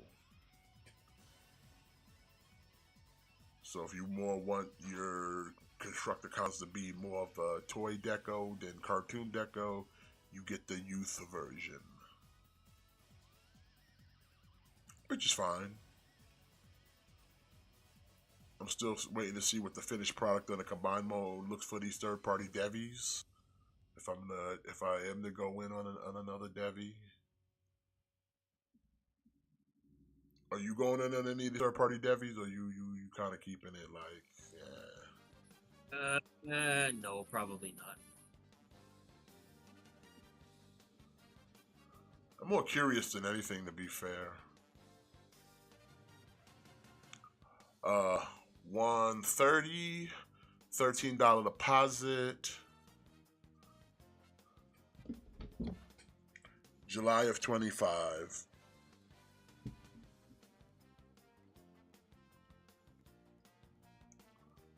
Alright. Also from X-Transbot, you're getting a shattered glass version of Ratchet here.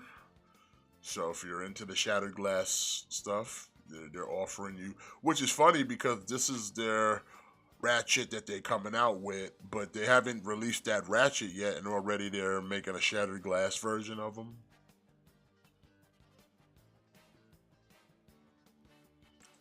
Which is still, again, kind of hard to compete. Like, Masterpiece already has a Ratchet and Ironheart, but the third parties are trying to do their versions of it now, and it's like, I mean, I guess if you want to go third party with it, but it's like, if you ain't already got the Masterpiece Ratchet and Ironheart, like, what are you doing then? What are you doing here? Unless you're new to the game, what are you doing here?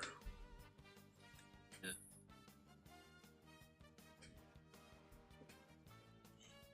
So it's just funny that they're putting out Shattered Glass Ratchet already.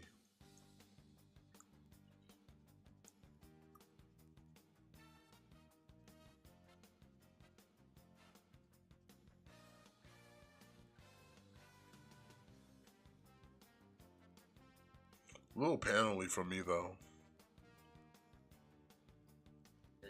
Was never into shattered glass. Me neither. It's not something I care for. I know there's some fans of it out there, but I'm not one of them.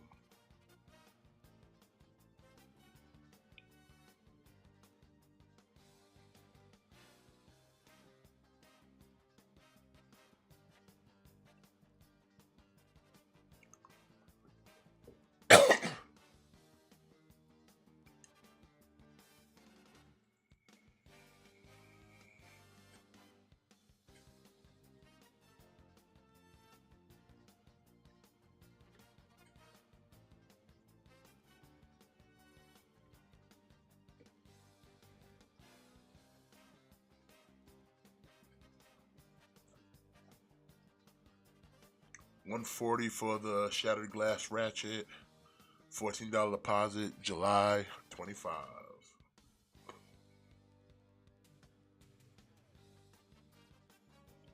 And we also have a shattered glass ironhide as well. That's what I was thinking it was. So pretty much the same thing. For some reason, it's ironhide, but shattered glass colors.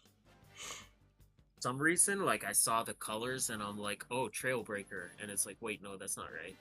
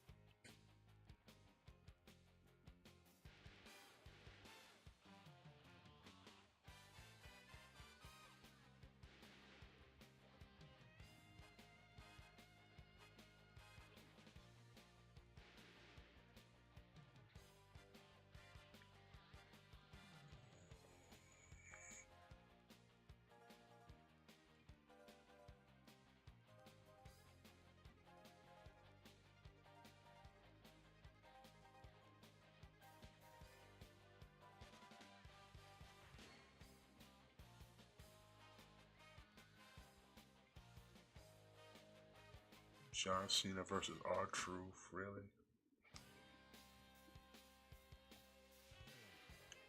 So yeah, if you're doing a shattered glass, here you go. Another offering, $150, $15 deposit, July of 25. Wow, this is nice.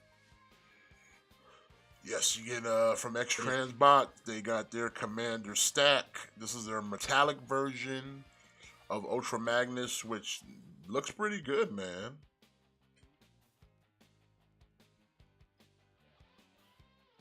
I've been still kind of contemplating whether if I wanted to upgrade my Ultra Magnus, but I'm like, I got the Masterpiece, and it still holds up.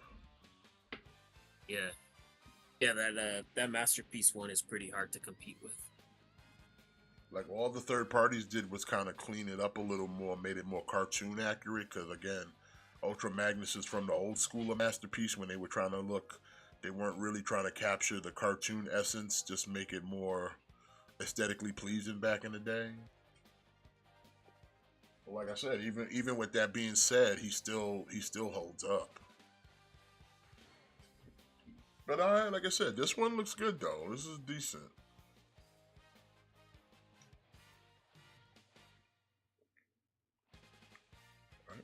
Aleister Black come into the ring. And plus, they did clean up his back a lot better than the Masterpiece. The Masterpiece version of Ultra Magnus is kind of sloppy in the back. Okay. But yeah, this looks good.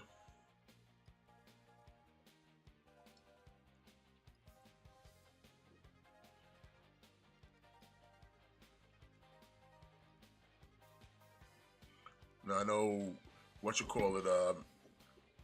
Fans Toys has their Ultra Magnus, but theirs is a little bit different because it's a white prime, but you could put the armor on them and shit.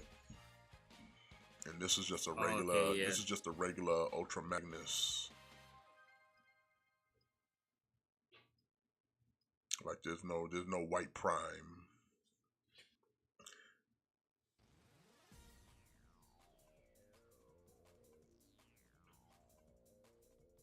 The head sculpt though, I'm not that crazy about. To be fair, on the X Transbot version though, but it's not the There's worst thing I've something seen. about him. There's something about the head sculpt that it doesn't look like it matches the body. I don't know what it is.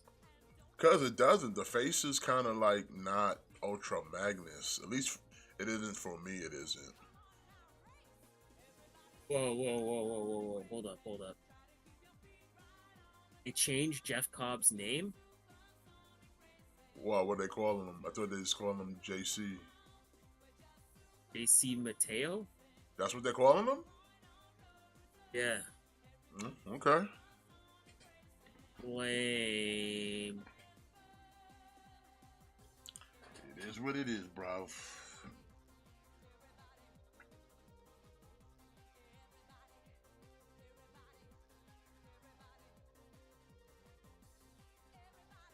I don't know. There's just something about this head sculpt of this Ultra Magnus. I don't know what it is. Something about the head that just kind of looks off to me. Like it makes him look more like I don't know. Yeah, Jeff Cobb. Why'd they change Jeff Cobb's name? It's kind of, I guess it is what it is. Like I can't. Like, what am I gonna do, right? Like, am I gonna sit here and like be mad about it? Like, would I rather him just be Jeff Cobb? Yeah, absolutely. But I don't know. Maybe there's a reason for it. Maybe there's like a reason for it that we don't know. I don't know. I don't know.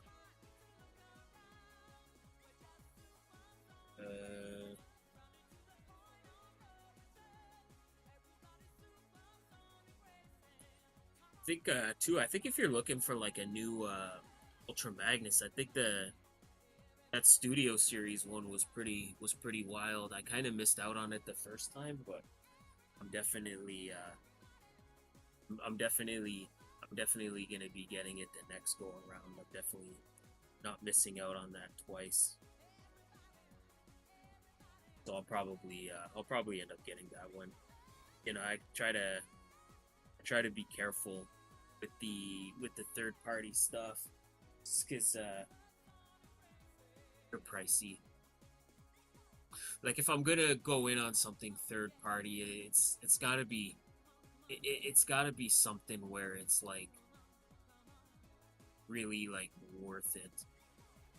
Like I ended up getting the DJC, the Mastermind Creations ones, just because I kind of figured like Hasbro's probably not gonna get around to giving us a complete DJC. Like I didn't think Hasbro would kind of do that, and then they released the Tarn, but we haven't really seen anything after. We haven't really seen anything like past the Tarn, so I don't know.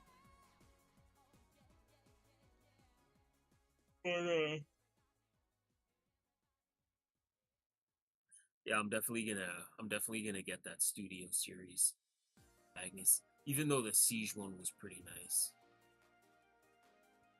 Now we got so I guess it's gonna be Damian Priest and Drew in a cage match.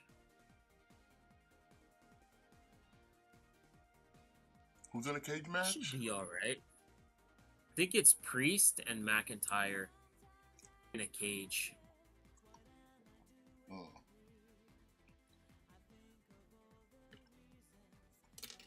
So Nikita Lyons this week on TNA.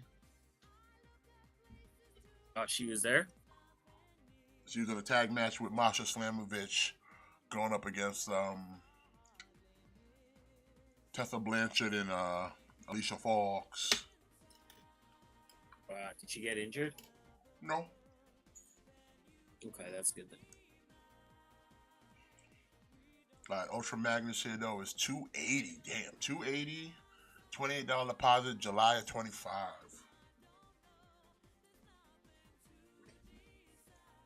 All right, and we got another Mando from Mayfex. This one's just chrome. I think pretty much just I think it's just the same as all the other ones. I think he's just shiny. He's got on extra best guard. Yeah.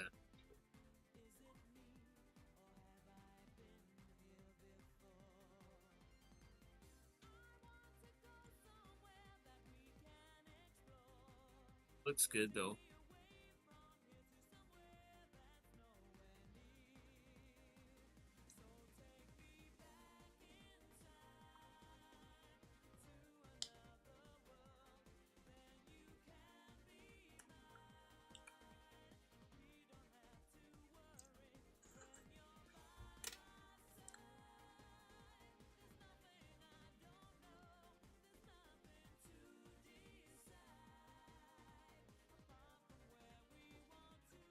I mean, it looks good.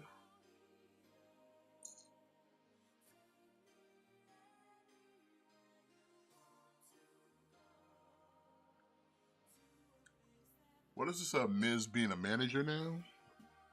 I don't know.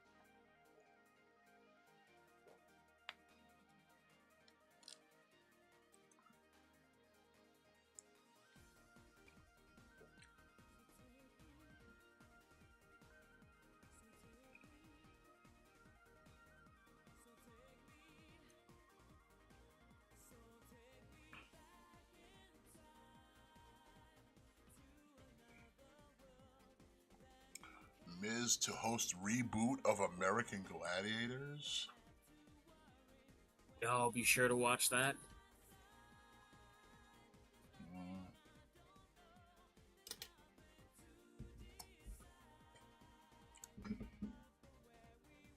Just what we've been waiting for.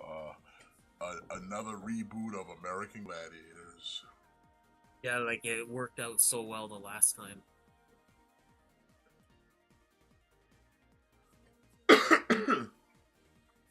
$135 with a $13.50 deposit, June of 25 for the Mando.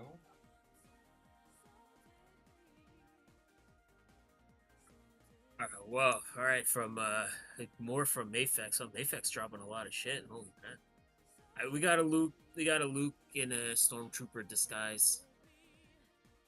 Basically, just a stormtrooper body with a Luke head. Hey, you get a helmet. There's a helmet. You can put the helmet on Luke, so you get an actual stormtrooper too. Yeah, that's kind of cool.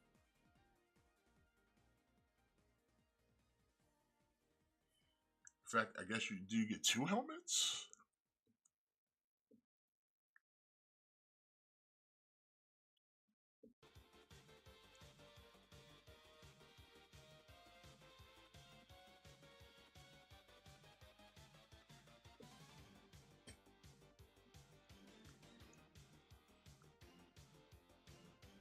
Also, $135 for the Skywalker, $13.15, June of 25. And I mean, if you gotta have Luke in a disguise, you gotta have Han.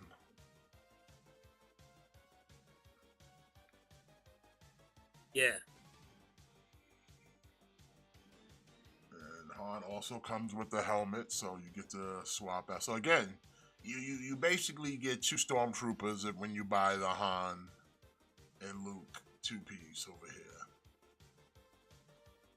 It's like a fun way to like army build without army building, because technically they're like you could technically look at them as they're each their own unique figure, but if you were to just put the helmets on, you would never know that they're not just traditional stormtroopers.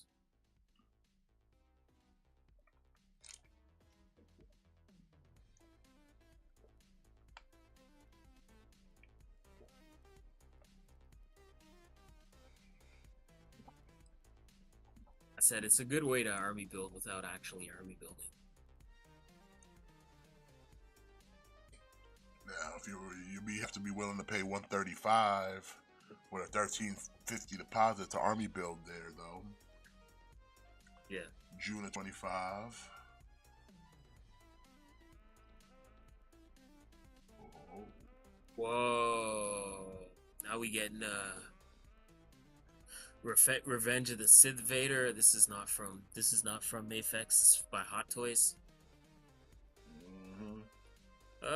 Yeah, it looks cool.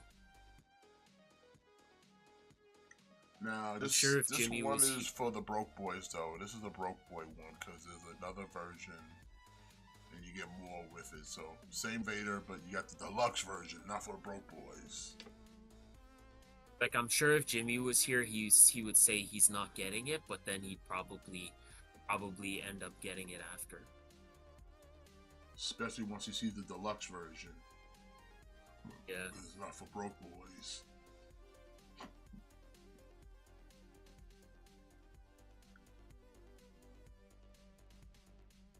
That's pretty cool. You get to have the thing putting the mask on him and shit.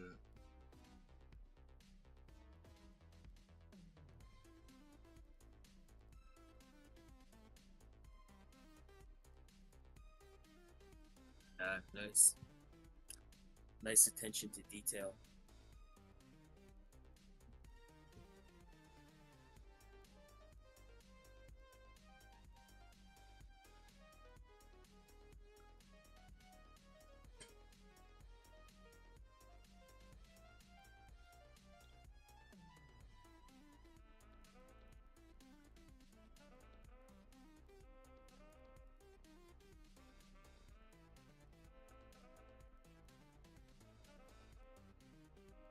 Yeah, it's cool, Vader.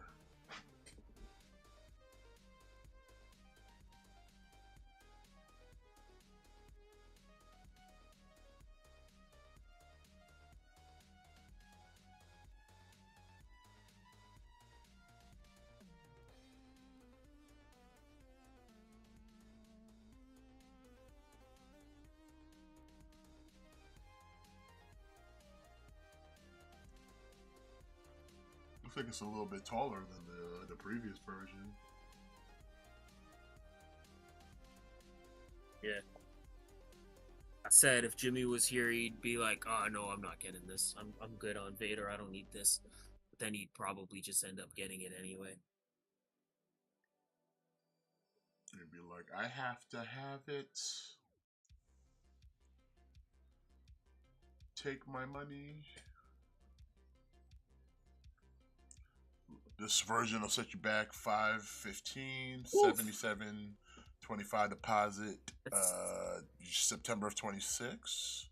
Now again, if you're a broke boy, you get this one for $335, September of 26. What if like what if you're a super broke boy? Because that's the version I need. It's called Black Series. There you go. There you go. It's called Black Series. Probably set you back $30 for the broke boys.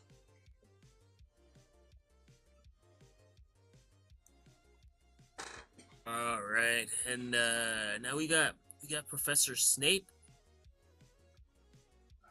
I like Snape. I thought this was a statue at first, Yeah. but it's an actual figure. It's cool. So that makes it extra cooler. Plus, you get a Alan Rickman to boot. So, and I mean, it's a pretty good Snape. I mean, it's a pretty good Alan Rickman. R.I.P. Yeah.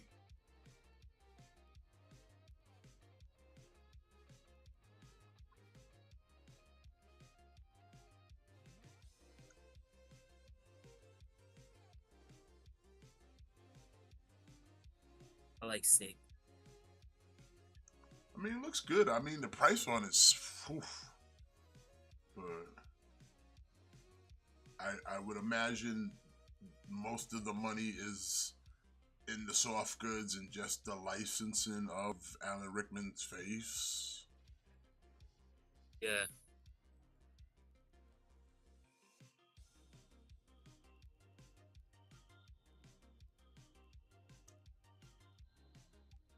Like I said, that's a pretty spot on. I don't even think Hot Toys would get that good, get it that close.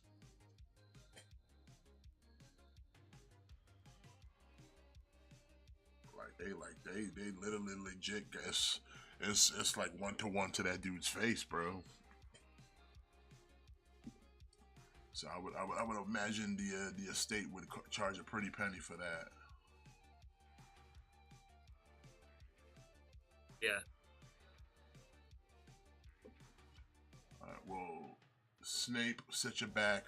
Whew. 635 with a 127. Goddamn that shit. This is the type of motherfucker. You change your mind. You eating like a whole car payment, nigga. Yeah.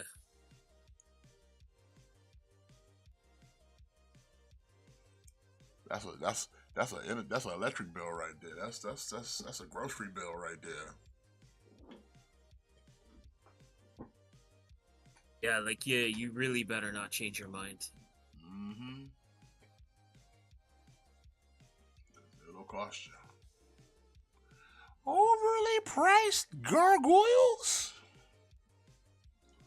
Alright, we got Disney That's pretty cool. Gargoyles Broadway and the Bronx.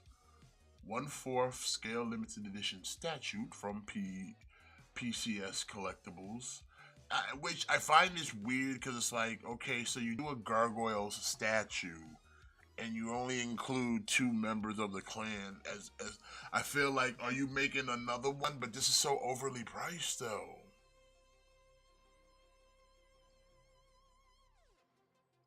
It's funny too because it's like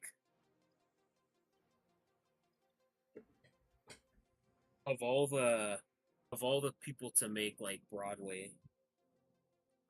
Yeah, Broadway in the Bronx.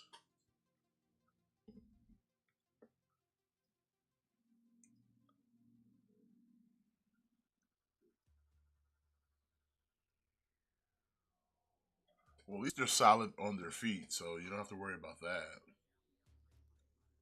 Yeah. But I feel like where's the rest of the clan? Like for this kind of statue. See. There you go. I told you.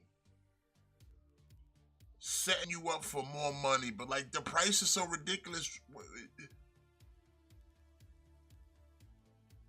Look at the size of that soda can. Each set of 2 gargoyles sold separately. That's crazy. So what you get? What? Hudson and Brooklyn, and then what? Lexington and Goliath. Yeah, I guess. Oh my God! The price of this should be for the whole set, not for 2. That's a pretty expensive set, man. Holy shit. Hold on, where's the rest of them? Okay, so there's Goliath. Look, Goliath's right here. With Lex.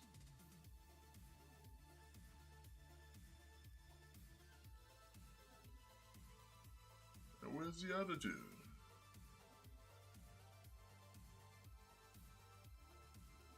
Guess they haven't made the other. I guess they're still making the last pieces.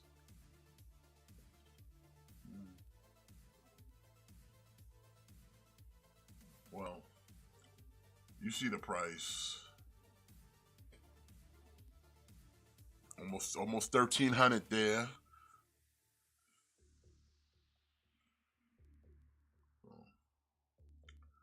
But that will do it for Fig News. We got some trailers to look at. Let me just pull that up for y'all. Give me a second. Let's look at. Let's see, you got Ironheart first. We'll watch the bad one first, and we'll switch over to the good one.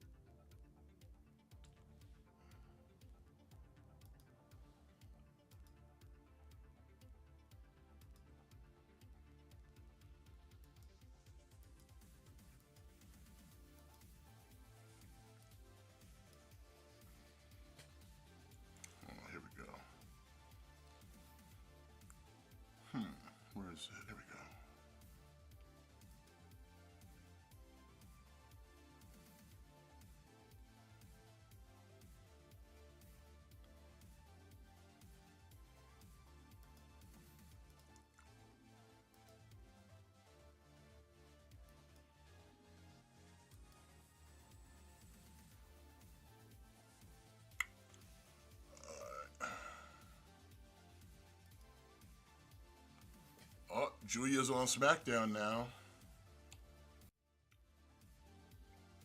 I guess her time in NXT was short-lived. Yeah. Alright. So we're gonna start things off. We got from Marvel, from DC Plus, we're getting Ironheart. You know, the one show everybody's been waiting for.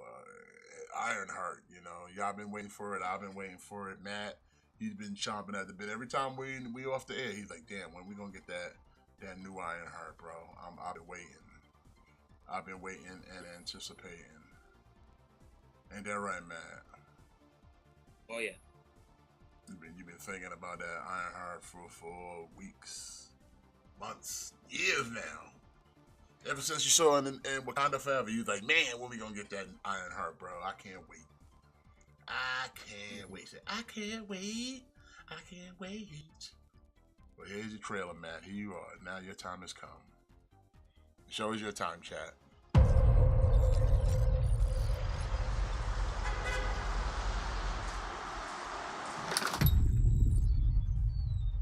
Hello?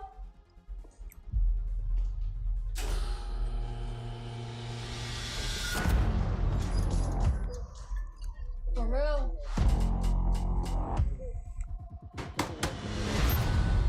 Welcome, Riri. In less than 3 minutes, the air in this elevator will no longer be breathable. Oh, what is this? Your interview. You'll suffocate and die unless you break into the device on the floor, where you'll find a gas mask. Good luck. Screw this. Like, watch, I'm seeing this trailer for the first time. Like, for real? Yeah, I've never watched this trailer.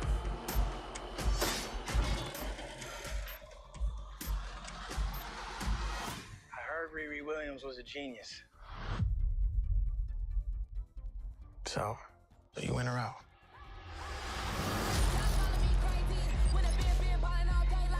Riri, I see you. I see you're fed up, waiting to be acknowledged for your greatness. You are not the first genius at MIT. How come you're not working at one of those fancy tech firms? After my internship abroad, I want to build something undeniable, something Important. iconic. It's a brand new. I can give you the tools to help you carry out your vision. But anyone who's ever accomplished anything iconic in life has had to do some questionable things to get it done. What will you do, Riri? You've bitten off a hell of a lot more than you can chew. I could chew a lot.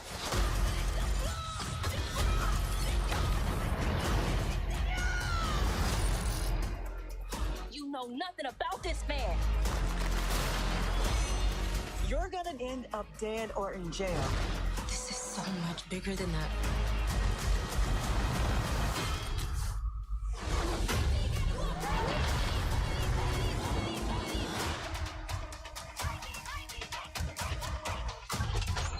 This is wild. A shady bunker. My bunker's not shady. Would a shady bunker have that on the wall? It's literally above a crate of self-guided missiles. I'm returning those. Whoa, you excited? I'm interested to see the whole like magic.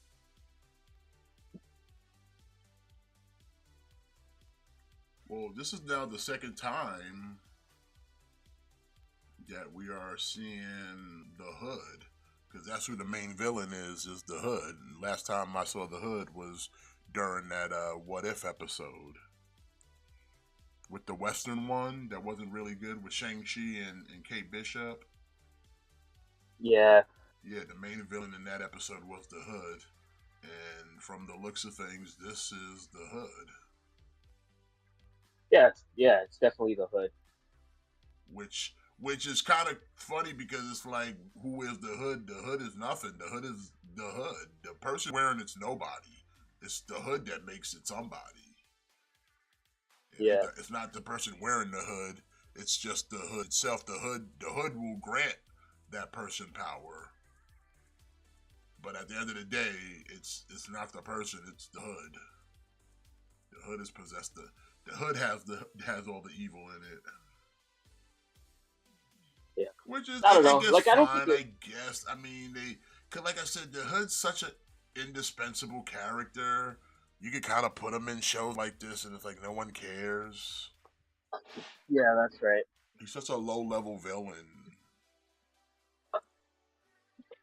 Like, I think it doesn't look like, I don't think it looks bad per se, but it's just, I don't know, like, just of all the people to kind of, of all the characters to kind of get their own show, like, I have a hard time getting like super excited for like an Ironheart show. Same. Like, I don't know, like to me, like Ironheart is somebody that like works better. Like I think Ironheart would have worked better in like a team. Like she should have just been in like the Young Avengers or whatever. You know, it's kind of just like the Kamala Khan thing.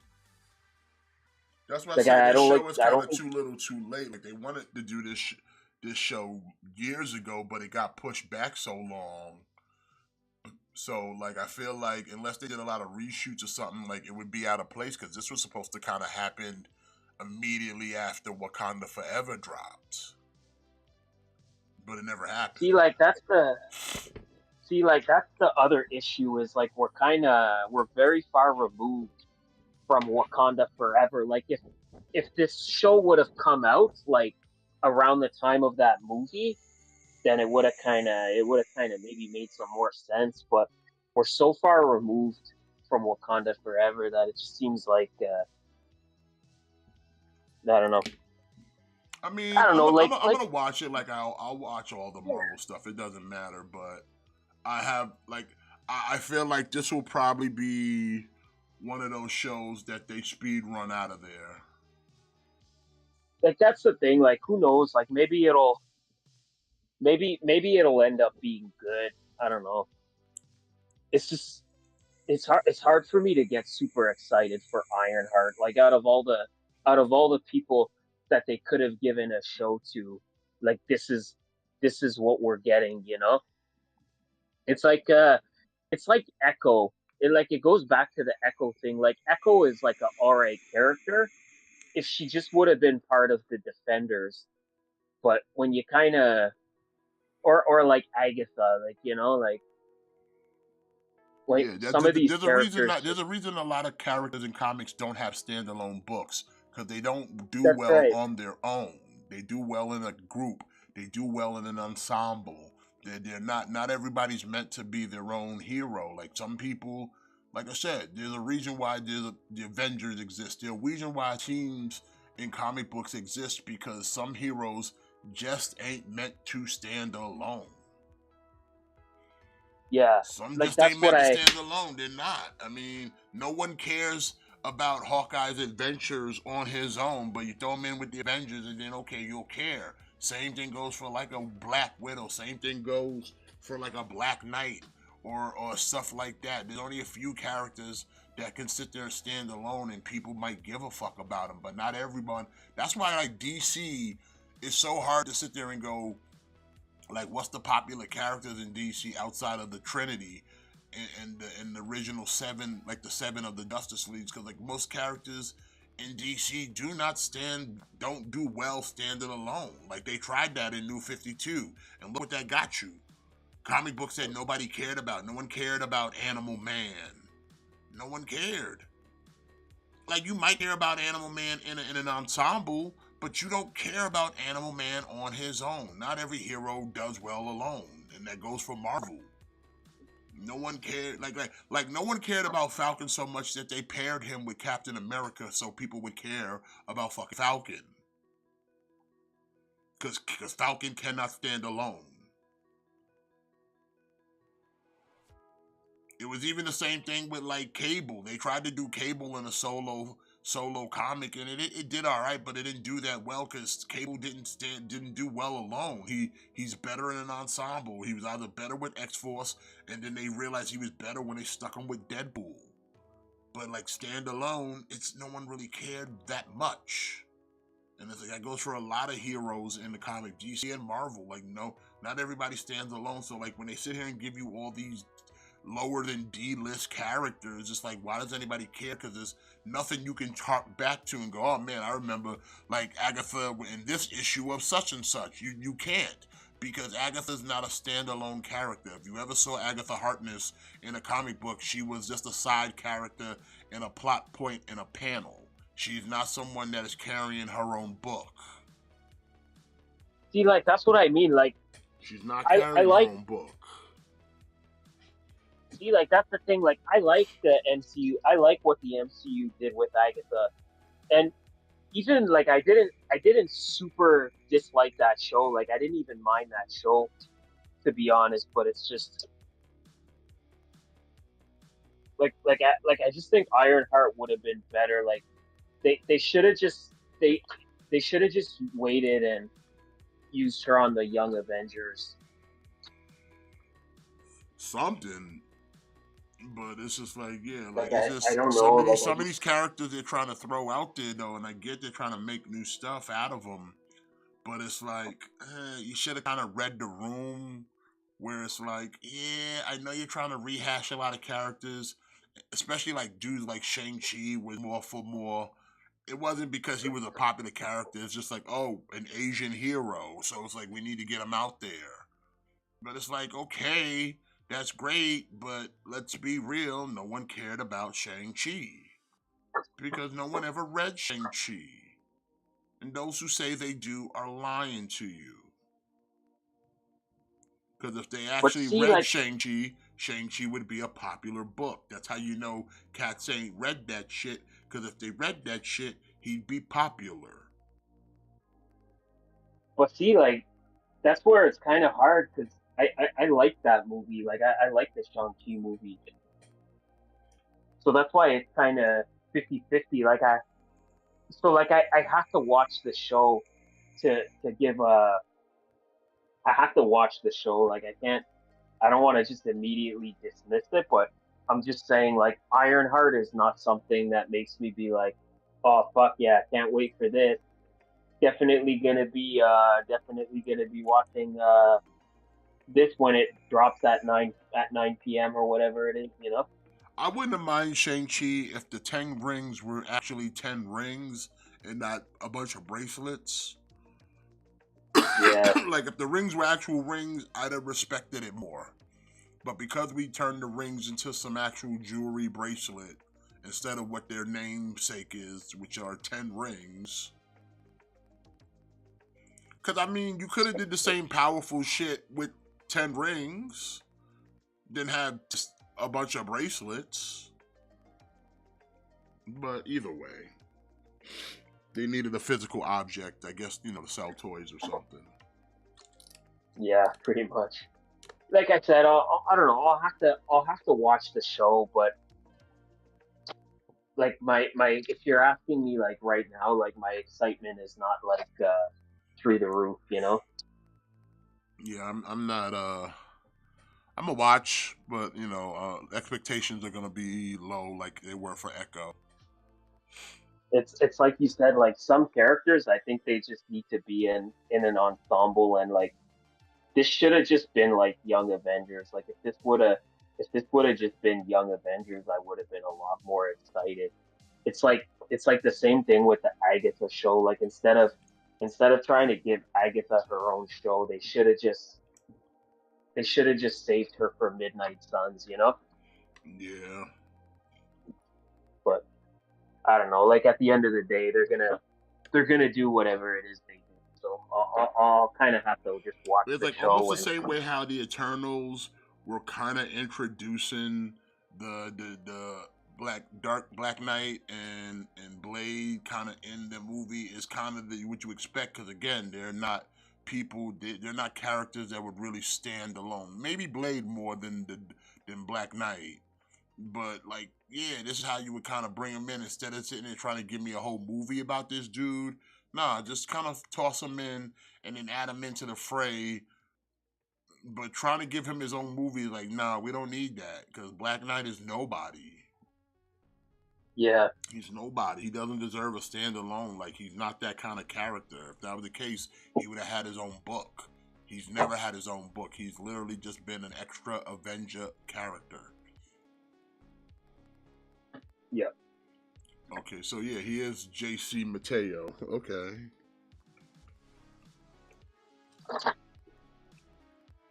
I don't know. Like, I don't like it, but maybe there's a reason for it. I don't know. Probably just the licensing of the name. Yeah. But moving on from Ironheart, we move to DC, giving us a little bit of Superman, another trailer. Let me share this with you. All right, yeah. So we got from James Gunn, we got another look at Superman.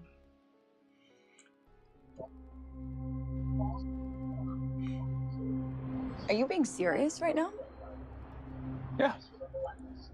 You'd let me interview you as Superman. Sure.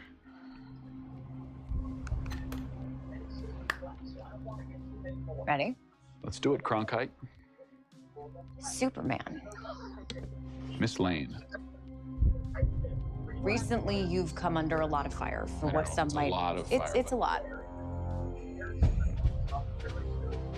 Today, the Secretary of Defense said he was going to look into your actions. That's funny? My actions? I stopped a war. Maybe. Not maybe. I did. In effect, you illegally entered a country. This is how you're gonna be? I'm not the one being interviewed, Superman. Did you consult with the president? No. You seemingly acting as a representative of the United States. I wasn't representing anybody except for me. And doing good. I would question myself in the same situation and consider the consequences. People were going to die.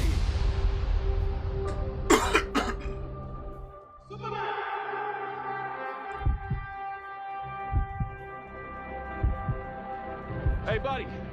Eyes up here.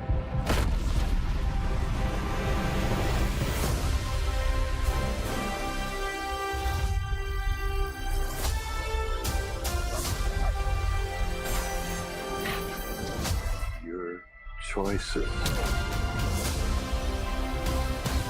Your actions. That's what makes you who you are.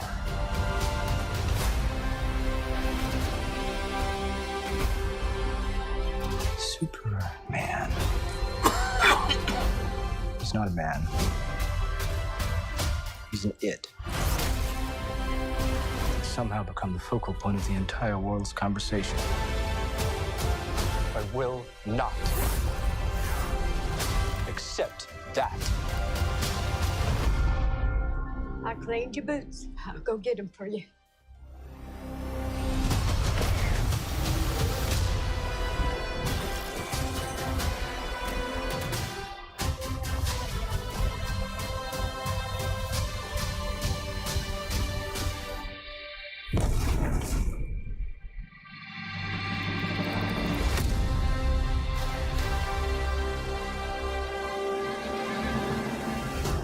You have a dog?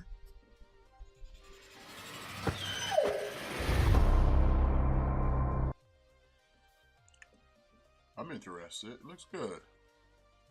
Yeah, it looks good. It looks really good. Got Like, I like to see, like, a lot of shit going I like on. the benefit. Like, yeah, like, there's a lot of stuff going on. And, like, I think, like, to me, I like the decision to make this an already, like, lived-in universe. So you don't have to waste your time with, like, origin stories, and you don't have to waste your time with, like, setting up characters. And Yeah, like we just have a world where Like, you know what I mean? the Green Lantern already exists. The Justice League already Yeah. exists. Yeah, like you don't have to waste time.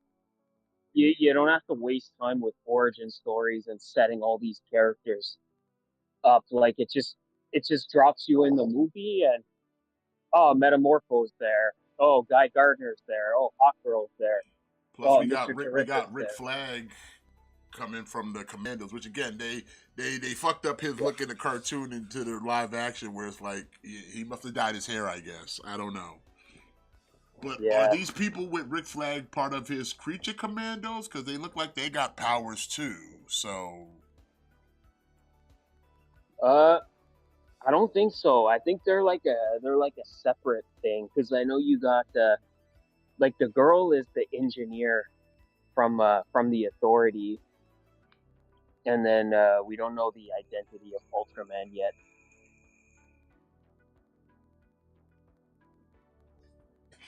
but yeah, I'm definitely interested. Plus, I like kind of this premise of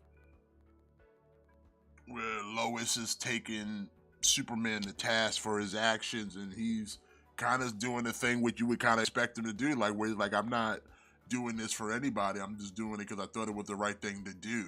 But now y'all giving me shit for saving you, almost. Yeah. Like it kind of. It is that duality of all kind of superheroes of like when you think you're doing the right thing, but then others will turn around and be like, well, why'd you doing what you did still cost people's lives? But it's like, yeah, but I cost less lives being lost than not, so Yeah, you're welcome, like it's funny, maybe, I guess. It like harkens back to like the Civil War thing where like Cap was just like, like I'm gonna go wherever I'm needed, and wherever there's people that need help, that's where I'm gonna be. And you had Iron Man being kind of like, well, you can't always just do that though, because there's politics involved, and you can't just like if you go do this in this country could see it as a declaration of war. Like you could, even though you're trying to help, you could be making things worse, because now this company could see it as like, oh, like the U.S. is invading us, time to retaliate. So it's like that moral debate where it's like doing right for the sake of good, Yeah.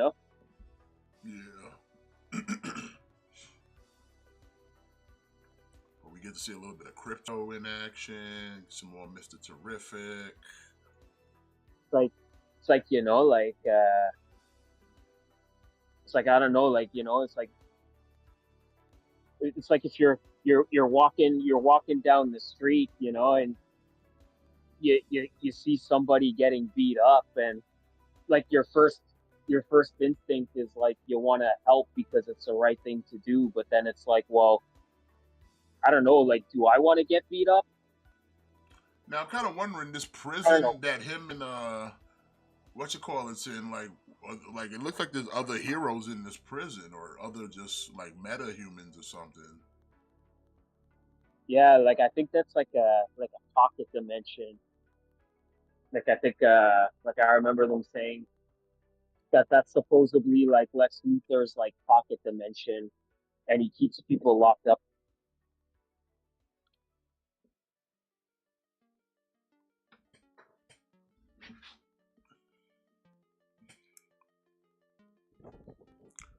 Still not crazy about the Guy Gardner suit, but I mean, it is what it is.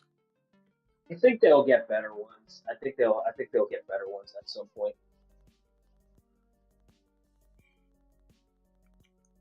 But again, like I said, I like the premise of we're just being dropped in the middle of an already established universe. So now you can just get characters like Guy Gardner and Mr. Terrific. Like we don't have to waste time with like origin stories and stuff like that. Like, because it's like you never know who could show up, you know, like when you're setting that precedent, like you never know, like potentially anybody could pop up in this movie. Yeah, basically. Like they don't have to tease things as much because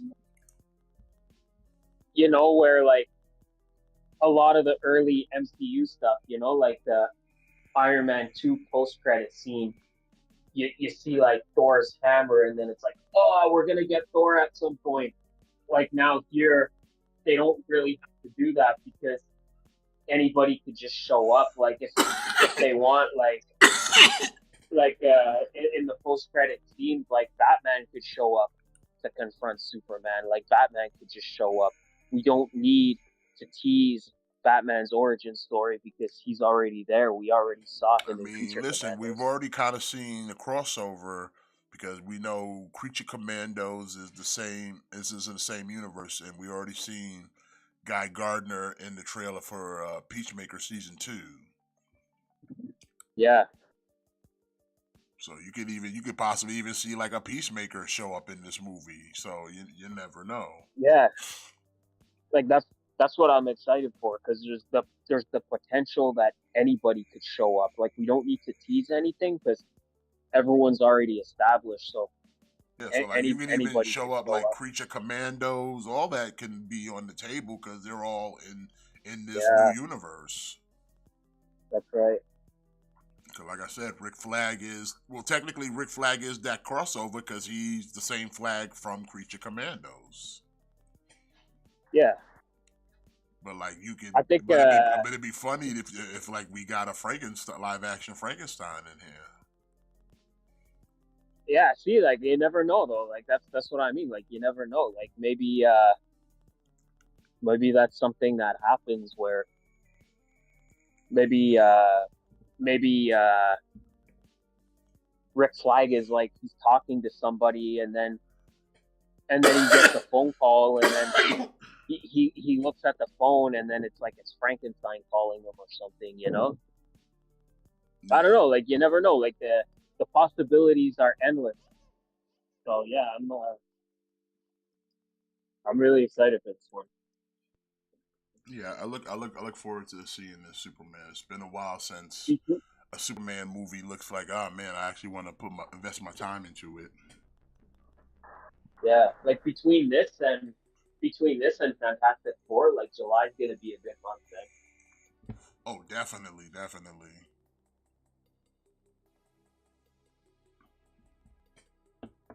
But like I said, between Ironheart and this, like yeah, this is the better trailer I saw this week, and I'm like, yeah, this is good. Yeah, big time.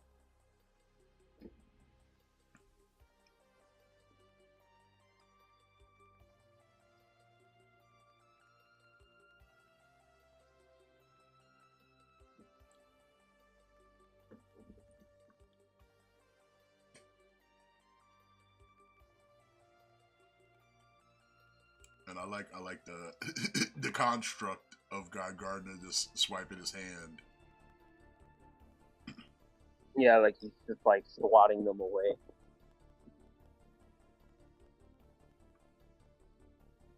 Like we're not getting like I'm new to the Lantern Corps. It's like I've been a Lantern for a while now. Yeah. I'm not just learning how to be a Lantern. Like I am a Lantern. And I think that should be the new norm. Like I think like we need to start moving away. Like whenever they do their Batman movie, like just he's already Batman. We don't need the origin story. Like we don't need to know the origin. Like we don't need to know the Flash's origin. Just start the movie. He's already Batman. Yeah. Like I said, like no wasting time with him having to learn how to use powers and learn how to make constructs. Like we get into the movie and he's already there. Yeah, for sure. But that's pretty much it that we have for the show. Now I'm just watching SmackDown. We're doing a triple threat. Jimmy Uso, Solo Sikoa, and Ray Phoenix to qualify for the Money in the Bank ladder match. With big JC and Jacob outside the ring. Yeah, kind of think so. I think they probably changed his name because Jeff Cobb and Jacob Fatu is something that could probably be easily mistaken. So it's like, okay, we already got one dude with the name Jay. We don't need two J's, so you'll just be JC, so he can still be Jacob. Yeah. So we gotta change your name slightly a bit to differentiate the two of you, because y'all both just look like big ass Samoans. Even though Jacob, you are not Samoan, you're more Filipino and Guam, but you know you hanging out with a bunch of Samoans and you two have no neck, so people could get that mistaken. You looking like an island it's boy. It's kind of like, I don't know, like I'm always gonna groan when it comes to like name changes, but I don't know, like you said, maybe there's a good reason for it. I mean, because you have a lot of, well, to be fair, at this whole Samoan thing, you got a lot of J's. You got a Jimmy, you got a Jay, you got a Jacob running around. And now you want to throw Jeff in the mix? My name is Jeff. Yeah. So it's just like, okay, we got a lot of J's, and commentary at some point is going to have a match with it's like Jimmy, Jay, Jeff, Jacob all in one match. It's a lot of J's to keep up with. Yeah. So it's better to just, like, instead of you being just Jeff Cobb, you'll just be JC. JC, whatever the last name was. JC, I think JC Mateo. Yeah, JC something, whatever they call him. That is what it is. I'm sure. But I mean, like, they've already acknowledged him as Jeff Cobb, so it's not like people don't know. But like I said, he wants to, give him a different name, so it is what it is. Yeah, like I'm sure we'll all get used to it in time. I'm sure in time we'll all get used to it, Yeah. Or was it JC Matanza, something like that? I think it's like JC Mateo. Yeah, JC Mateo, yeah. Something like that.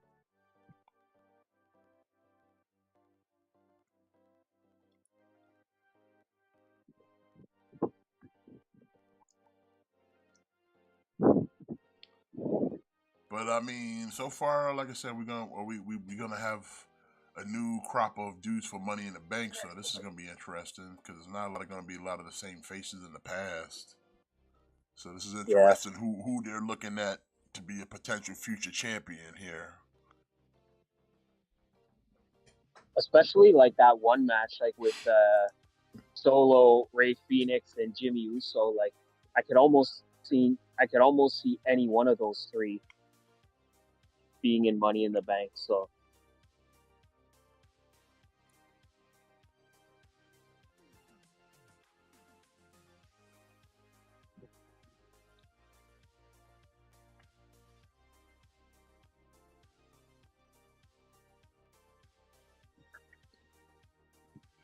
Yeah, I'm listening to Wade Barrett on commentary right now. He's spitting out a lot of J's, bro.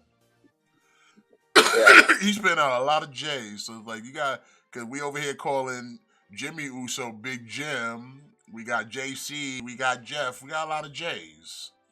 Yeah, he's spitting out a lot of J. But all right, real quick, I gotta bounce a little bit early there. All right. But birds aren't real, and I'll catch you later. For sure, man. For sure. Probably gonna wrap it up here myself, chat. Do appreciate y'all coming out, hanging out with us, talking some toys, making some noise. As always, appreciate it. Smash that like, subscribe if you haven't, and ring the bell so you stay notified. We'll be back here next week, talk more things, toys, movies, trailers, anything else good out there. So until then, y'all have a great evening. Enjoy your weekend. And remember to always kick out. Thick Boys out.